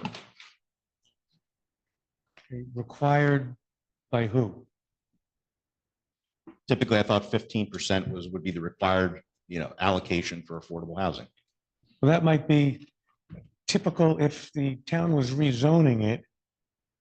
Typical for rental would be 15%, typical for sale would be 20%. But since you are here for a use variance, maybe an additional special reason would be, even though these are rentals and not sales unit, correct? They would be rentals, yes. Yeah, if it was 20% set aside, how many units would you have? Instead of 4, you'd have 5? Yes, You discussed that with the applicant at all? we have not, no. Okay, so if the board asked you to, you want to discuss that with the applicant? They'd be willing to do the 5th unit. Keep on going, sorry for the interruption. The So, only reason I ask, if this would have that set aside, it would be, in my opinion, credited to the township's 4th round of obligation, which, that round has just started. Keep on going. so the project results in a net decrease in impervious coverage, as we will principally be locating this development on top of what was previously constructed. The driveway and the stormwater improvements, which were previously approved and constructed, could be reused, and those have been designed and installed to the county's satisfaction. You've heard a lot of testimony about traffic, and our conclusion is that we will be reducing the overall traffic demand from the site. And our utility demands will also be reduced. We have sewer allocation, which we are not even using the full capacity of. So essentially, the property as designed and the intensity is designed to fit within the limitations of the site as it's already been developed. We believe that there are many purposes of zoning that are furthered in this application. As you just heard, the principal one is that we're providing these affordable housing units, which would count towards your next round obligation. And Raritan, like most other townships in the state, has a new requirement, and it's a high one. We believe purpose A, promoting public health, safety, and general welfare, is supported. The conforming approved development for the larger buildings was closer to the residences. Those buildings would have had loud HVAC units. There would have been more traffic, would have been more noise from dumpster pickups, more lighting than we need to propose for this development. Arguably, I think the senior housing is far more passive and more compatible as a residential use surrounded by residential than any of those other uses you heard that are permitted in this zone. Purpose G, providing space or variety of uses, which in this case is the senior residential, according to the respective environmental requirements. As we stated, the intensity of use and of size of the units and locations were all chosen to fit within the confines of what was already developed and to try and match and slightly reduce the utility demands while utilizing everything we could about the site. I think certainly the way we've constructed this was designed to fit within the environmental requirements. The only variance that we were seeking, C variance, related to the structures was the 63-foot side yard. And that was done in an effort to push this as far away from the residents as possible. Other than that, all the locations, the sizing, the coverage, everything was compliant.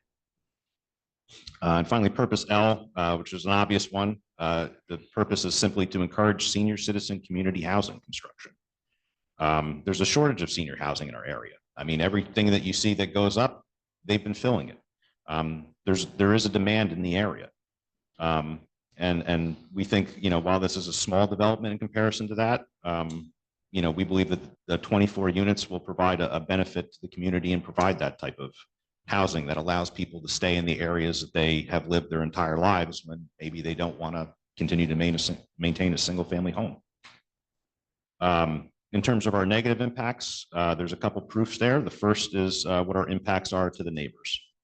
I think when you compare this use to the permitted office that was designed and approved, or any of those other uses you heard me talk about, you have a site that's been half built.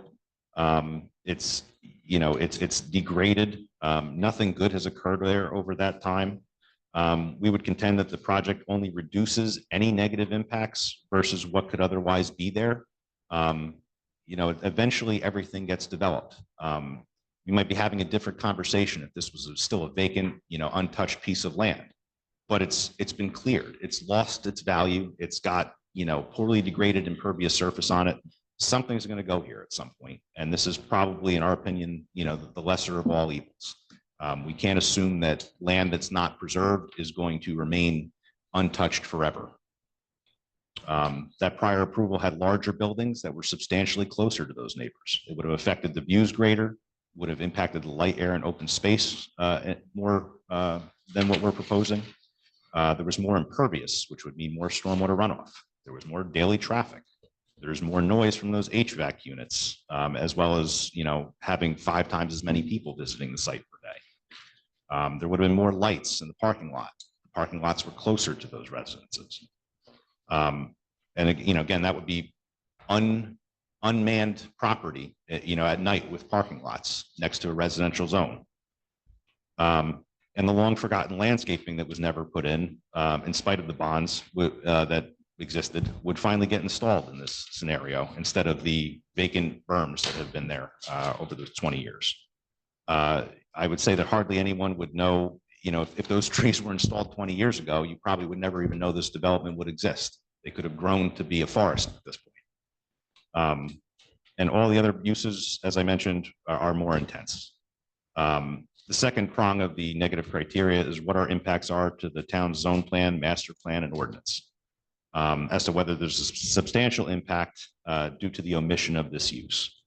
I would argue that there are no substantial deviations since the much larger adjoining O2 parcel, which would have at least put this in a zone of O2 property, was preserved. And again, now you have this kind of orphan parcel here, which would end up being the only O2 parcel, you know, that if it was developed in a conforming way in the area. We have having a residential use surround us makes us more compatible with that zoning. The fact that our setbacks and other design standards are principally met, with the only deviations being to improve the conditions. And that certainly, I think there's many aspects of your master plan that are furthered in the application. I'll start with what I looked at, which was your housing element. It talks about supporting a diverse mix of housing and a wide range of choices. I'm just sort of stop anything that you're talking about in the master plan. Just give me what your master plan, is it the master plan? Is it the reexamination, and what page? Would have been the re-exam. I don't have that, so I'll skip it and I'll just go to what's actually just mentioned in your planner's report of July 9th to 2024. Okay, I have a report. I'll read from page 20, which was the Raritan Township Master Plan 2008. Okay. Let's just look at the first few items there. Limiting growth to existing sewer plant capacity. We have the sewer plant capacity, will be less than that. Limiting growth to the existing schools.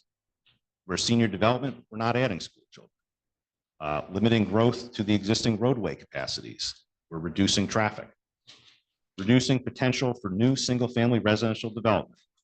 Again, this is townhouses, we're truncating that. This isn't sprawl. This is working within the confines of the property that's as it exists. Number 5, specifically, permitting additional age-restricted residential development. That is the goal of your master plan. And some of the other ones there, really, I don't see much other impacts particular to this development other than number 9, reducing the amount of land zoned for industrial and office uses, where sewer capacity does not exist. Yeah, okay, but sewer capacity does exist for the prior. We have it. Right. So you're saying the first 5 land use goals and objectives set forth on page 20 of our planner's report, you're saying this proposal is not only not inconsistent with it, it's consistent with it? Yes, that is my testimony. But, you know, certainly we're meeting a lot of these goals. And as I said, I think that if we were a vacant property 30 years ago, we would be making different arguments, but we're here with the property as it exists today. And in my opinion, those positives that we can offer to keep this from being any of those conforming uses is a benefit. I think a lot of what you're hearing, you know, what I hear is a general thought that this property should remain vacant. But that's, again, not the reality. So if we're trying to minimize the impacts and look towards what will keep the residential community, intact, I see nothing better than residential use. And being that it's senior, I think we're providing that's something we need in the community that will have the least amount of impacts to all those other aspects that we talked about. So again, in my opinion, the positives will outweigh the negative. And certainly, again, with the affordable housing that we would be providing and that we've heard tonight that we would be willing to increase, we would meet the burden of proof for the granting of the variance. I think you've said all around it, but you haven't used the words of particular suitability. You have an opinion with respect to particular suitability. Good point, Steve. Yes, I think particular suitability is really what I was driving at with all those points. You have a site that's pre-developed. But Steve's right, but you didn't say it. Okay, that's fair. Yeah. Those are the points of particular suitability. The way that the site has been pre-developed, that we can utilize everything that's been put there. It's particularly suitable because it is this one-off O2 parcel that is kind of out of character with the neighborhood. That's in essence what makes it suitable, is that we can convert this to be something more conforming to its surroundings while utilizing all the infrastructure that's already been put into it already, and in doing so actually reduce what could otherwise be developed here. I have no other questions for Mr. Ingram. Okay, before anyone asks any questions, what I want to do is I want to take Mr. Barnacle's PowerPoint, which we printed in paper, and make it Objectors Exhibit 101, just to have that in the record. That's fine. Okay, professionals have any questions? Okay, Can't really face you and talk to the microphone at the same time. For your argument about the zoning and not substantially impacting the zoning, it's about, from what I understand from your testimony, is that because the site around it was preserved, whereas the parcel may have been suited for being an O2 office if it was connected to the rest of that O2 zone, but now that it's kind of been cut off from that O2 zone, it's not as appropriate for office, and it makes more sense now to be residential, similar to the surrounding properties. Correct, because it would essentially, if all of that other land was developed and it would be part of an office community, it would probably fit better. But because now it's adjacent to preserved farm, it would stand out even more, and it wouldn't draw people the way you could if you had a larger development. And could you further explain the sewer capacity, how much would be used and how much would be left? Would that be returned to the sewer treatment? Yes, plan to allocate to someone else, or is it not that much that it would be? it's a minimal amount. It might be one EDU left. We were trying to keep the units the same and keep the same blocks of units. So there's a little bit left, and that if this were approved, any excess would be returned. Yes. And then for the senior, that actually utilizes less sewer capacity than, say, if it was a regular townhouse development. Yes, so this is at the reduced requirements for senior. We did have this reviewed by the MUA, and they concurred with the calculations, and it is the senior use that keeps that number down, which, I heard some concerns at one point about, well, what stops this from, turning into something else? That's what does, because we'd be approving this at senior, and we would only have, at this point, the capacity for senior. So this wouldn't be a bait and switch where this becomes a non-senior community. Well, here's another later. question. Would you agree to a deed restriction that it has to be Yes. senior Yes. housing? Yes. I know there's been some questions raised about parking. Do you have any concerns about parking for guests? The fact that there is an on-street parking per se in the development, aside from the off-street guest parking? Yep, I mean, we do provide more than compliant parking. Based on our EV credits, we're required to have 51 spaces, so we have 60. And that's also under the assumption under RSIS that there's 2.3 spaces or 2.4, depending on whether you're a 2 or 3 bedroom unit, of what you'd be required per unit. I think, you know, the RSIS standards were created for a reason, and that's because that's what all the studies and the data have said a facility requires. We provide all the required on-street spaces, or excuse me, the ones that aren't attached to the home and driveway for guests. You know, it meets those requirements, and as a whole, we exceed the parking required, by the RSIS standards. We've tried to locate it throughout the development, so it's accessible. I think, again, those standards were created for a reason, and it's based on, townhouses. It's not necessarily specific to the senior. But I think, sounds like there's a little bit of an overestimation of, how much traffic you can expect. I mean, is it as common for people to have major holidays all at their grandparents' house where the grandparent ends up doing the cooking, or is it just as likely that they're going to leave and go to, the children's house? You can't expect that 24 people are going to come have a party on the same day. I mean, do excesses occur? Sure, but I don't think you're talking about anything more than you would if, 5 houses on Wells decide to have parties on the same day. Where are they going to park? They're going to park in the road. I don't think you're going to see that here. There should be no need for people to be crossing, the roadway. But standards were created for a reason, and we meet and exceed. Thank you. Anybody, board members have any questions? I'm sorry, Jeff. Can you just confirm the setback variance if that's being requested at this time? I was thinking about that, whether, we're asking for the C variance now or deferring that to site plan. I mean, if it becomes a legal problem, we'll defer to whatever the board prefers. Yeah, why don't you wait for the site plan? It's bifurcated use. Yeah. Yep. But, we do think that that's a beneficial variance No, I because understand. it's protective. I think we kicked that to site plan Yeah. at the last meeting. Yeah. Okay. But your testimony for the bifurcated use variance application is that the conceptual site plan you've shown would only require one C variance, correct? That's correct. And when we come back for the site plan, we're intending to present you basically the exact same plan that you have. With no more than one C variance. At this point, yes. Well, that's what I want to confirm because Well, there's. We have, I mean, it's a setback variance, whether that's a setback to the building and we have a setback to the well structure. Those are, we're talking about a setback variance. That's all. So one setback variance. To the setback, how about setback variances to the northern property line? Because it's all in an effort to push it away from the residents.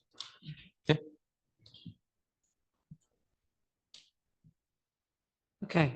Are there any questions from anyone in the public for this witness?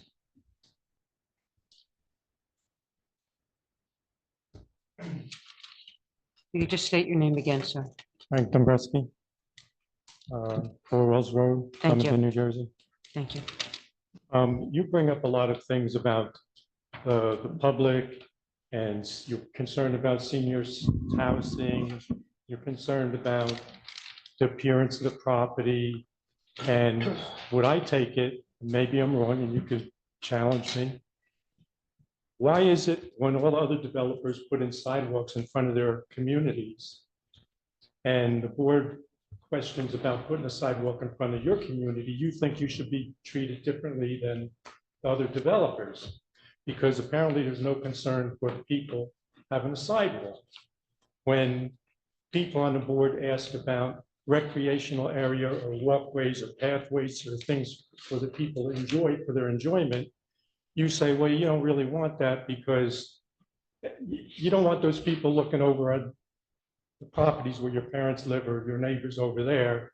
So you want to move the property this way to get them off your property line.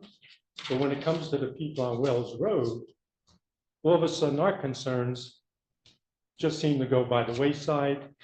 The people in the property. You gotta make this a question. You could, if you want to present that opposition to the application at the end, you can, but you haven't asked him a question. Okay, why do you feel that other developers have to why do other developers put sidewalks in if you go look across. from Listen, High his Street- question is, why don't you Why want do to, you feel why like don't we you don't want to have- put a sidewalk in? Justify that, why there shouldn't be a sidewalk here. That's your Well- question, correct? Yes. I mean, ultimately, again, that'll come up probably in site plan, but I think as we testified previously, none of the other developments, including Lytton Road or any of those, residential communities, they all had sidewalks waived for them. And it was waived for this property when it was approved previously. So if we built a sidewalk, it is a sidewalk. To to make a nowhere. suggestion, I think whether or not there should be a sidewalk should be part of the site plan. This is a bifurcated use variance. So the board's not going to, if the board grants them the use variance, they're not going to say you don't have to put a sidewalk in. They're not going to say you have to put a sidewalk in. They're going to kick all other issues other than whether or not to grant the use down the road, because they're going to have to file a preliminary and final site plan application, because the board told them, we're not going to hear your preliminary and final site plan application because you didn't show feasibility of water, which they have to show before that. So they have work to do. And my advice to the board is don't consider whether or not to require a sidewalk until and unless, A, you grant the use variance, and B, you have a site plan application in front of you. Yes, You correct. agree? Yes. Okay, so, Instead of me asking, is it going to be open? yeah, after everyone finishes asking them questions, Okay, everyone can say their I'll bit. just do my open statement at the end. Yeah, Yeah. that's Save a perfect. lot of Yeah. Okay, time. Yep. thank you. All right, anything else? Anyone else have questions for this witness? Everyone's going to get the chance to talk about everything other than traffic after the questions, right, you'll ask planning questions. They can make comments about engineering or planning, but not traffic, after Mr. Ingram's cross-examination is completed. Hi again, Joseph Riccardi. You said you would agree to a deed restriction to make it senior citizen housing. Right now, from what I understand, that the person signing the lease has to be over 55. And other than that, how do you plan to enforce this deed restriction with no on-site management? That's not a requirement of, I mean, it's a board condition. It becomes a zoning issue if there's non-compliance, but we're providing, we end up providing draft documents for the board to review that, as to what the HOA and everything will require. We already provided Steve, you got to go into that microphone. sorry. We already provided the draft lease agreements that had age restriction, the draft application document that had age restriction, and we've committed to have the property deed restricted as age restricted. Yeah. How are you going to enforce it with no on-site management? That's my question. There doesn't have to be on-site management to enforce age restriction.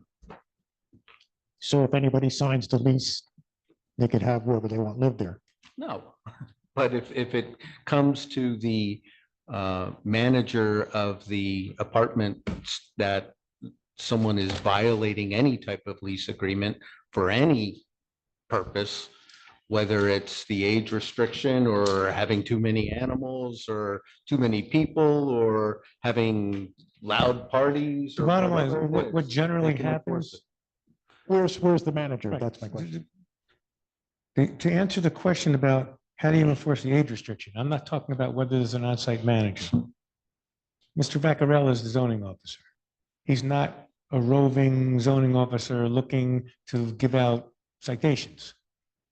Generally, and if I misspeak, correct me, he gets calls and complaints. Most zoning violations are the result of someone calling and complaining. So if you had people living there, seniors, I'm just going to speculate, I'm not testifying, that if people living there who are seniors see that someone somehow that are not seniors are getting in there, they're probably going to be the ones that are either going to call whoever the offsite manager is or Jeff to complain about it. Ultimately, you're looking right here, Mr. Vaccarella, he is the enforcer of site plan conditions, all that sort of stuff. That's the guy. All right, so we'll need your number, I guess. Anyone else?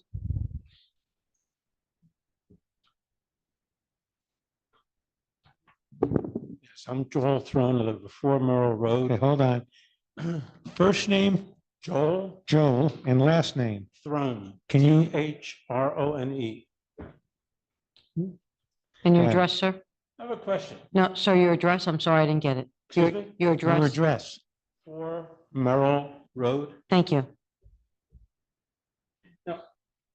According to, you're having how many parking spaces on the property? 60. The total number is 60. 60. Let me ask you this. Does the 60 comply with the RSIS requirements if you have 24 units? Yes, complies and exceeds. Okay, go ahead, ask your question. So my question is, what does that comprise of? How many guest spots versus how many regular spots? Basically, a requirement is to have 0.5 stalls per unit as a guest spot that's publicly, in a stall that's not attached to the dwelling, so the garage or the driveway. The bulk, so we meet that 12, the other 48, it's 2 per unit, basically car in the garage and driveway. Okay. Is there any auxiliary or any of those sites that are going to be designated for handicap? Or is that just, Yes, the public stalls that are the part of the 12 will have, I believe we have one handicap accessible spot because you're only required to have one for the first 25. the first 25? So in other words, you would have at least 2 then? Just one because there's only 12 public spaces. The ones that are at the dwelling units don't count. Okay. Because the way and again, the public is going to have how many versus the people who live there are going to have how many? 12. He said the public's going to have 12 and that the people that live there are going to have 48. He 48. said that each unit is 2, so 24 times 2 is 48. And he said that the guest spaces are 12. And he said that, is that a requirement from the residential site improvement standards? Yes. That's 60. Okay. All right. That's enough. Thank you. Thank you. Sir?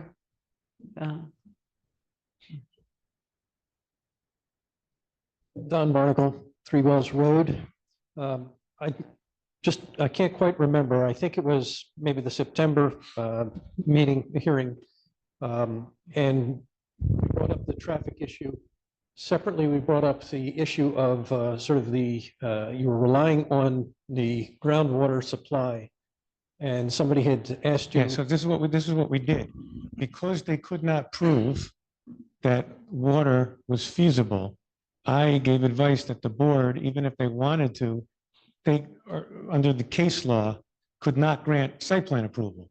What they did was they said, okay, we're withdrawing our site plan application. We're applying for the use variance only on a bifurcated basis. They do not have to, at this point, prove that water is feasible. But if the board grants them the use variance, they're going to have to prove that if they want preliminary site plan approval. And if they want final site plan approval, they're going to have to prove not only that it's feasible, but they have it and show it on the plans.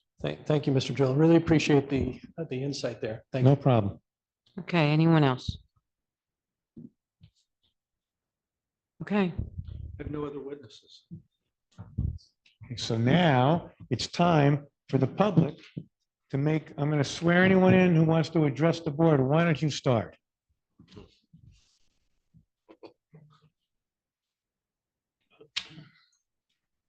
First, your name.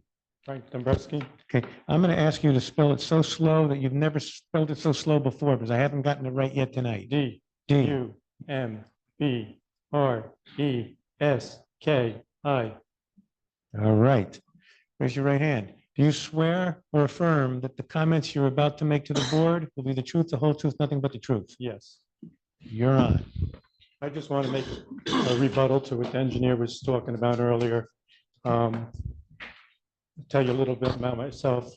I've been a union official most of my life. I've always served others. When Mr. Aldridge applied for a permit to build the office. Okay, so when Mr. Aldridge applied to the planning board for site plan approval to build the office. Site plan approval. I was the one that brought up about the air conditioning noise. I was the one that brought up about the berms. I was the one that brought up about the landscaping because I worked for Johnson & Johnson and I know a lot of the problems and concerns that neighbors had around our facility. what's frustrating to me is when the engineer's talking about being concerned about senior citizens, being concerned about this, being concerned about that. And at the same token, he's talking about, he wants to move the project away from his property line, his parents' property line in their neighborhood. When people on the board bring up about having a recreational area, walkways, a little park area, place for people that live in the community to enjoy their property, he doesn't want that. He wants to keep the berm, he wants to keep the landscaping, he wants to increase it, he wants to keep them away from him. My neighbors have never complained about anything being built there. We complained about the road hazard. We complained about, well, I shouldn't say complained. We showed our concerns about safety and our road hazard to our community. We showed our concern about water for our wells. We showed concern about light shining into our neighbors' properties and noise to our neighbor on our side. All the improvements being made on his side. That's where all improvements are made. And he doesn't want nobody over there using it. He wants to keep them away. That's all we're asking for us. We want to have more landscaping in the front of the property. We ask for some consideration for safety, improvements to the road. It's a passing zone. I pulled out of that road and had people passing and almost have a head-on collision. Tractor trailers come down that road 50 miles an hour. I know they're going over the speed limit. There has to be some improvement to that intersection. So anything that we ask, he just can't see any way to make an improvement. Can't move that road. Can't make any improvements on this side. All his concerns about him. And it shows. And the board should realize, if he wants to build, then he should make it a place that people enjoy, have a place to enjoy. They should be able to go out in their yard. They should have a walkway around the property. They should have a sidewalk. The other builders are all putting sidewalks. What's a special? He's special. Now, the reason the sidewalk should be put there is because now we had a walkway along the road because Marcia Cower at one time wanted to have bike lanes and walk lanes to the park. The only place our neighbors can walk is in these open areas along the roadway. So now there's going to be parking in front of that building because there's signs there that there's parking. They're going to park in these, if there's overflow, they're going to end up parking in the walkway, and then there's no sidewalk. So anything we ask for isn't unreasonable. Nobody said, don't build nothing. Not one person said, we don't want you to build there. Everybody just asked for your consideration. And I find it appalling that you can't see where his concern is. His concern is about 55-year-old people being affordable homes, the property being unsightly. His concern is to move that property away from him and to benefit him. And that's my feeling.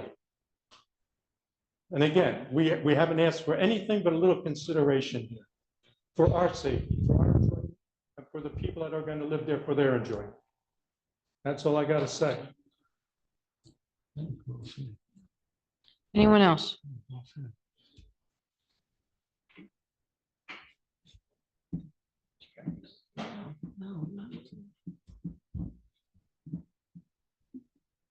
Hello, I'm Joseph Riccardi. I just want to make a Well, comment. You're going to swear him in? Yep. You swear that the comments you're about to make, the truth, the whole truth, nothing but the truth. Yes. Just comment about the parking. Just to give you an example, my father's a senior citizen. I bought him a new car. He doesn't pull it in the garage because he can't open the door all the way and get out and use his cane. And what they're proposing with the parking, on paper, it looks great. In reality, common sense, they don't have enough spots. People are not going to jockey cars around. And if you're marketing these to senior citizens or people with mobility issues, you can't pull the car in the garage because they can't open the door all the way. So right off the bat, you're short many, many spots. The county has already made Old York Road no parking. So where are these people going to park? They park on Wells Road. They got to get out of their car, walk up a hill, cross what's essentially a 3-lane highway and walk a couple of 100 yards to their house. They park on Linton. They have to walk around the block where there's no sidewalk in the dark. So this is just one of my concerns. Another concern I have is that there's a lot of vacant apartments in Flemington right now. This is about them making money. This has nothing to do with senior citizens. This is not truly a senior citizen complex. Does everybody understand that? This is just, the person signing the lease has to be over 55. There's nobody watching the store. And when they can't rent these out, they'll just make the entire complex a low-income housing project. That's one of my concerns too. That there's no parking, there's nobody watching the store, and we don't know who's really going to take care of this. That's one of my main concerns for the project, along with the noise and the light pollution and other issues that we have to deal with. But the biggest thing I think is going to be the parking. Common sense, if they can't use they're not going to be using the garage. They're going to be parking elsewhere. Where are they going to go? It's a recipe for disaster. Somebody's going to get hit by a car or something, or there's going to be an accident. I think it's that's my concern. So you're saying you don't want them to build that? I'm sorry, sir? You're saying you don't want them to build that? I don't want them to what? To build their application? No. Okay.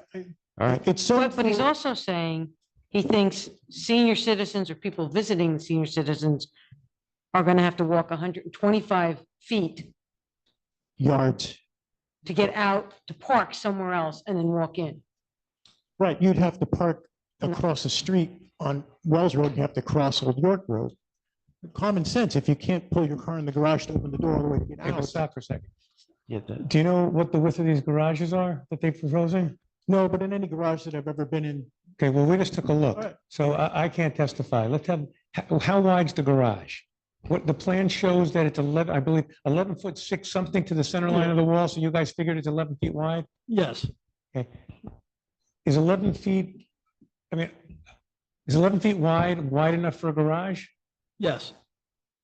it's wide enough, but you can't open the door all the way to So get out. how of the car. wide would you want these garages if, I'm not aware if there's a handicap accessible standard for a residential garage.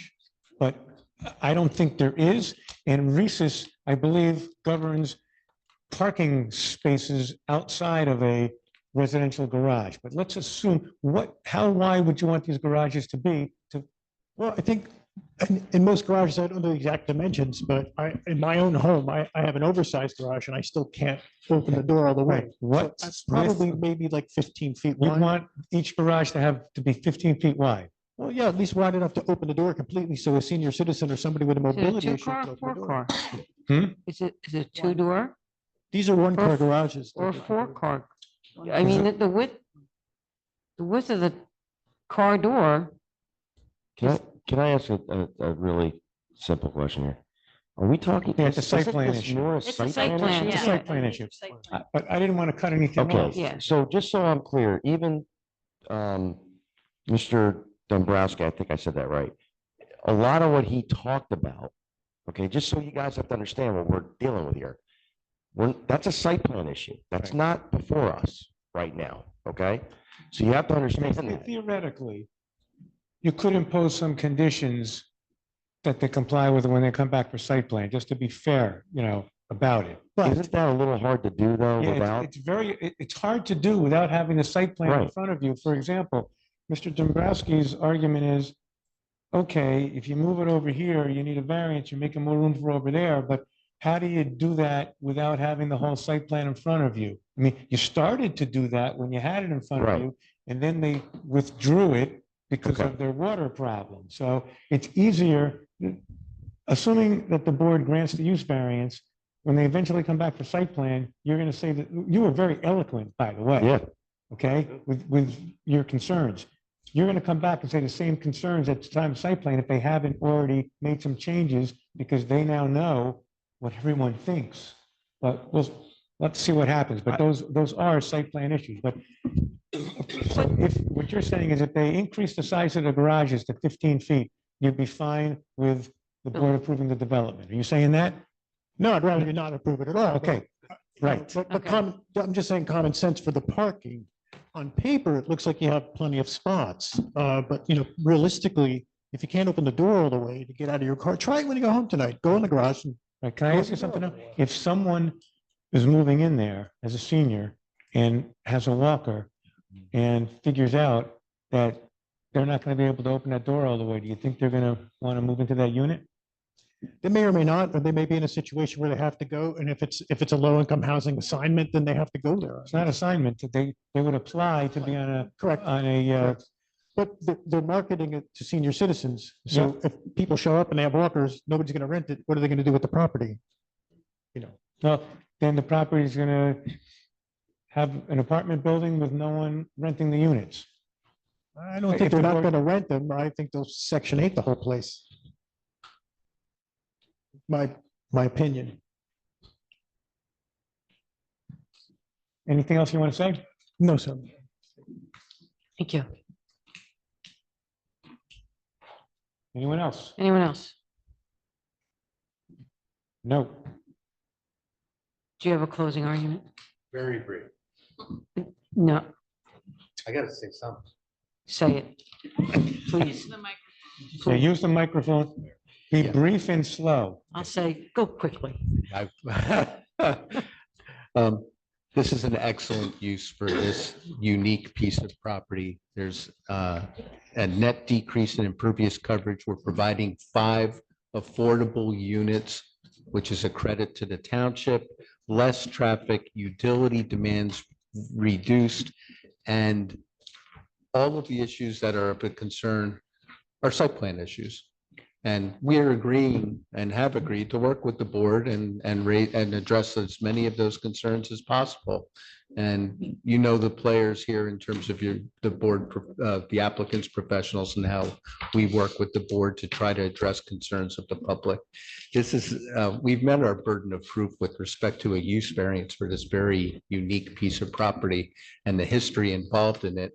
And I can't think of any better use than what's being proposed for age-restricted senior housing on this limited basis for this piece of property. We would ask that you grant our use variance application, and we will come back before you with a site plan where we can talk about all those other issues and the nitty-gritty. We tried to do it now, but we'll come back. Okay, let me just ask a question. Assuming the board grants the bifurcated use variance application, normally they would put a 1-year time limit on coming back for the site plan. You're going to be able to come back within a year or not? What's your water situation?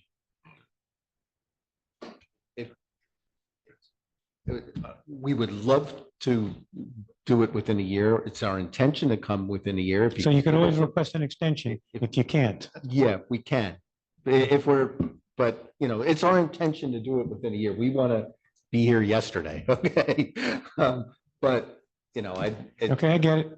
we would have to ask for an extension, and we understand. If you what don't we need come, to. And one thing I would request, if, right now, my understanding is the board does not even have a hydrogeology expert. So I would request that the board appoint one so that when we come back, somebody could actually review the report we would give you. Because we realized when we were trying to look into this, that we would have hit a roadblock if we tried to do that. We're working on it. yeah, just so you know, the township is in the process of retaining a hydro. geologist. They have not, they don't have it narrowed down yet. Now I'm done. Okay, thank you. Can we close for deliberations? Yep. Okay, can we start? Good, I'll start. Okay, I'm sorry, and I apologize for being short with anybody this evening. We are here for the bifurcated use variance. That's it. And I agree, a lot of people have concerns about the site plan, and we'll get to that. And I apologize if I seemed a little frustrated that we were talking too much about that. I didn't explain myself very good, that everybody has their concerns, and I appreciate them. This is an orphan property, and this is a good use for it. What I want everybody to understand is that the township has a master plan. And we are trying, and what Wayne was pointing out there in Jessica's report was that the township tries to set guidelines, ordinances, whatever you want to call them, to make sure that our township is fulfilling the master plan. So I just want to read the 5 things that this property does fill according to the master plan, which is something we follow, okay? We didn't create it, okay? And that's why I want to just say why I would be for this application, because again, we're trying to, as volunteers, trying to fit development into the master plan and our ordinances. So the first one was limited growth to existing sewer plant capacity. They have the sewer plant capacity. When you have housing for people under 55 is different than over 55. So if this was under 55, that they would not fit the capacity, correct, Wayne? Correct. Okay. Limited growth to existing school capacity. We all know how that goes, and I think that's kind of clear that there would be no school-age children in this area. Limited growth to existing roadway capacities. I understand that's a concern. I think this is the best use for this property. And again, we can't expect this property to be vacant forever. And I appreciate the gentleman saying that you're not expecting it to remain empty. Reduced potential for new single-family residential development. Again, this fits. And the last one, permit additional age-restricted residential development. So we are looking at those and making decisions based on that. We're not making decisions based on whether we like the applicant or not, or whether we like your arguments or not. And I'm hoping that helps. And thus I would be for this application. So first of all, I want to thank the neighbors to show the interest. This is really good. We really appreciate, and you should be assured that we are listening and we pay attention to what you say. A lot of your issues will come up during site plan. And my advice, and I know how Mr. Grover works, he was taking very good notes. And I hope that when we come back, we make it easier and consider at least those things so that it makes the application more efficient. Please take that very seriously. I also want to thank especially the traffic department, because that was a big issue. And I appreciated how you prepared and how well thorough you were.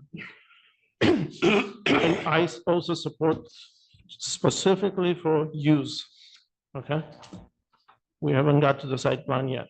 And we all were making a lot of notes, so we'll keep reminding your concerns also.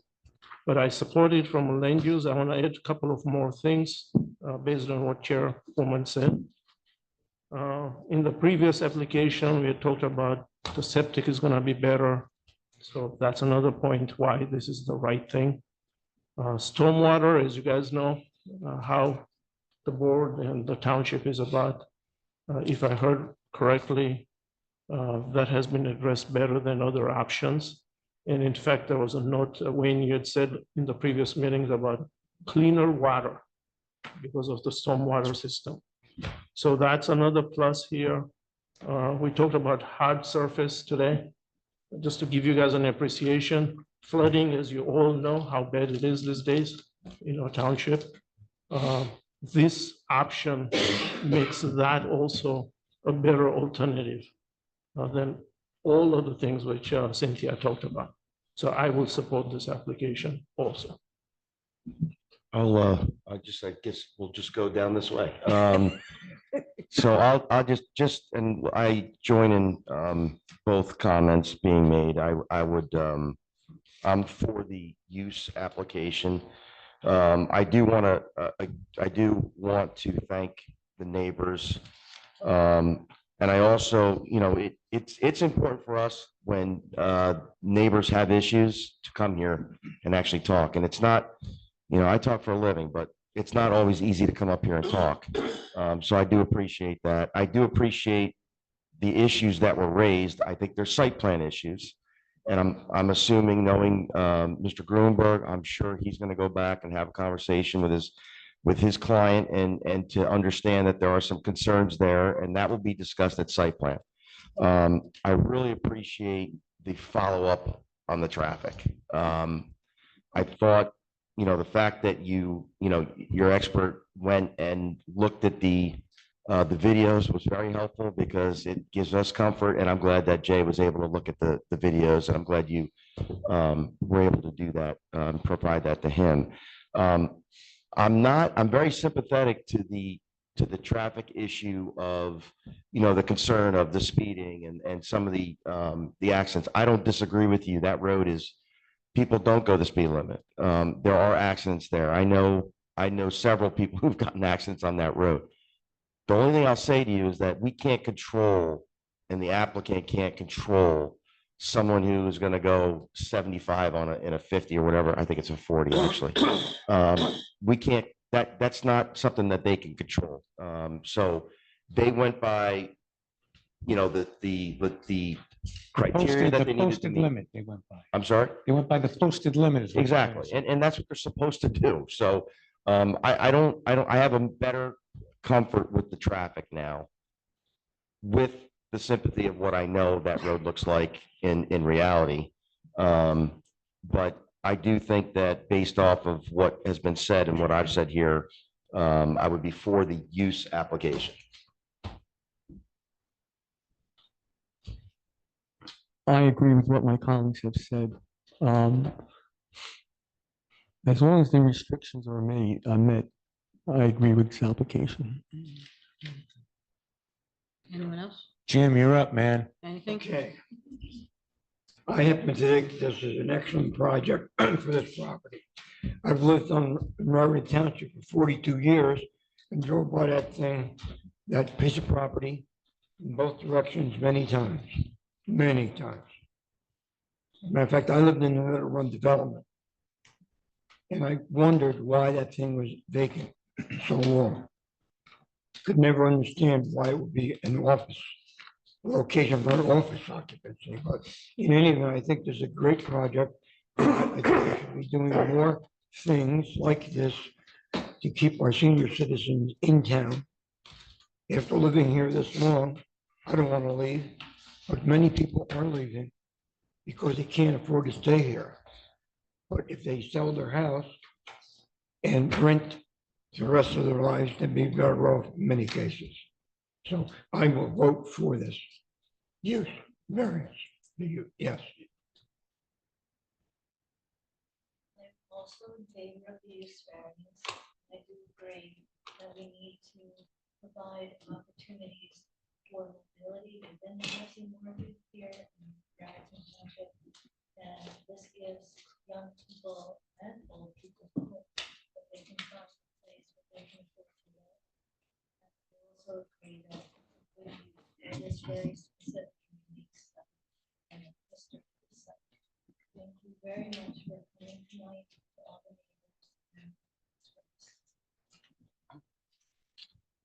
I too will, in support of this application. I think the legacy of the office zoning really doesn't apply anymore, given the changes that have taken place in the open space preservation that's happened around it. And it also advances our master plan goal of more affordable housing and senior housing.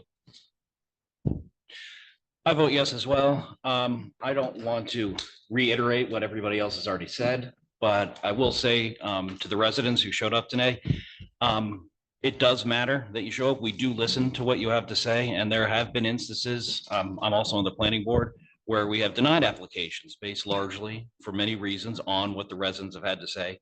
So I want you to know we do listen to you and we do care what you have to say. One other point, Jim, you said you've lived in the township for 42 years. I'd like to point out I've lived here for 43 years. That's good. That's good genetics, I guess. All right, it looks like we need a motion. Yep. Can I get a motion to approve this application? Yes. Second? Yes. James, you gonna second it? Second. Okay, can I get a roll call? Oh, no, vote? I'm an alternate. I can't vote. Alternate. Oh, Yeah. Someone said. I'll second. Great, thank you. Can I get a vote? Yeah. Thank you, Jim. Yeah, we'll take Randy. Chairwoman, Miss Cynthia Schaefer. Yes. Vice Chair, Ms. Russell Domji. Yes. Mr. Randy Block. Yes. Mr. Steve Farcio. Yes. Mr. Jim Ferrero. Yes. Ms. Lorette Cortina, Yes. Ms. Donna Drews. Yes. Before 10 PM. Just, all right. You All just right. made it. Steve, I wouldn't brag Yes, about we that got one. one thing left to do, so go. I'll Go. get out of here. Thank you all very much. Appreciate your So time. the board members, I don't know if you know, we kind of lied to our other board member. So the one that's missing tonight, who's 8.5 months pregnant. Okay, we have lied to her and said there's going to be a closed door session at 10 o'clock. Okay. I just texted her. She knows we're going to text her again. And then we're going to, She's over here thinking. You're gonna close the meeting. we're going to close the meeting. Everybody that wants, please, and then we can surprise her with what we. So All right, can we just make a motion to adjourn? That's great. Can I get a motion to adjourn? So moved. All in favor? Aye.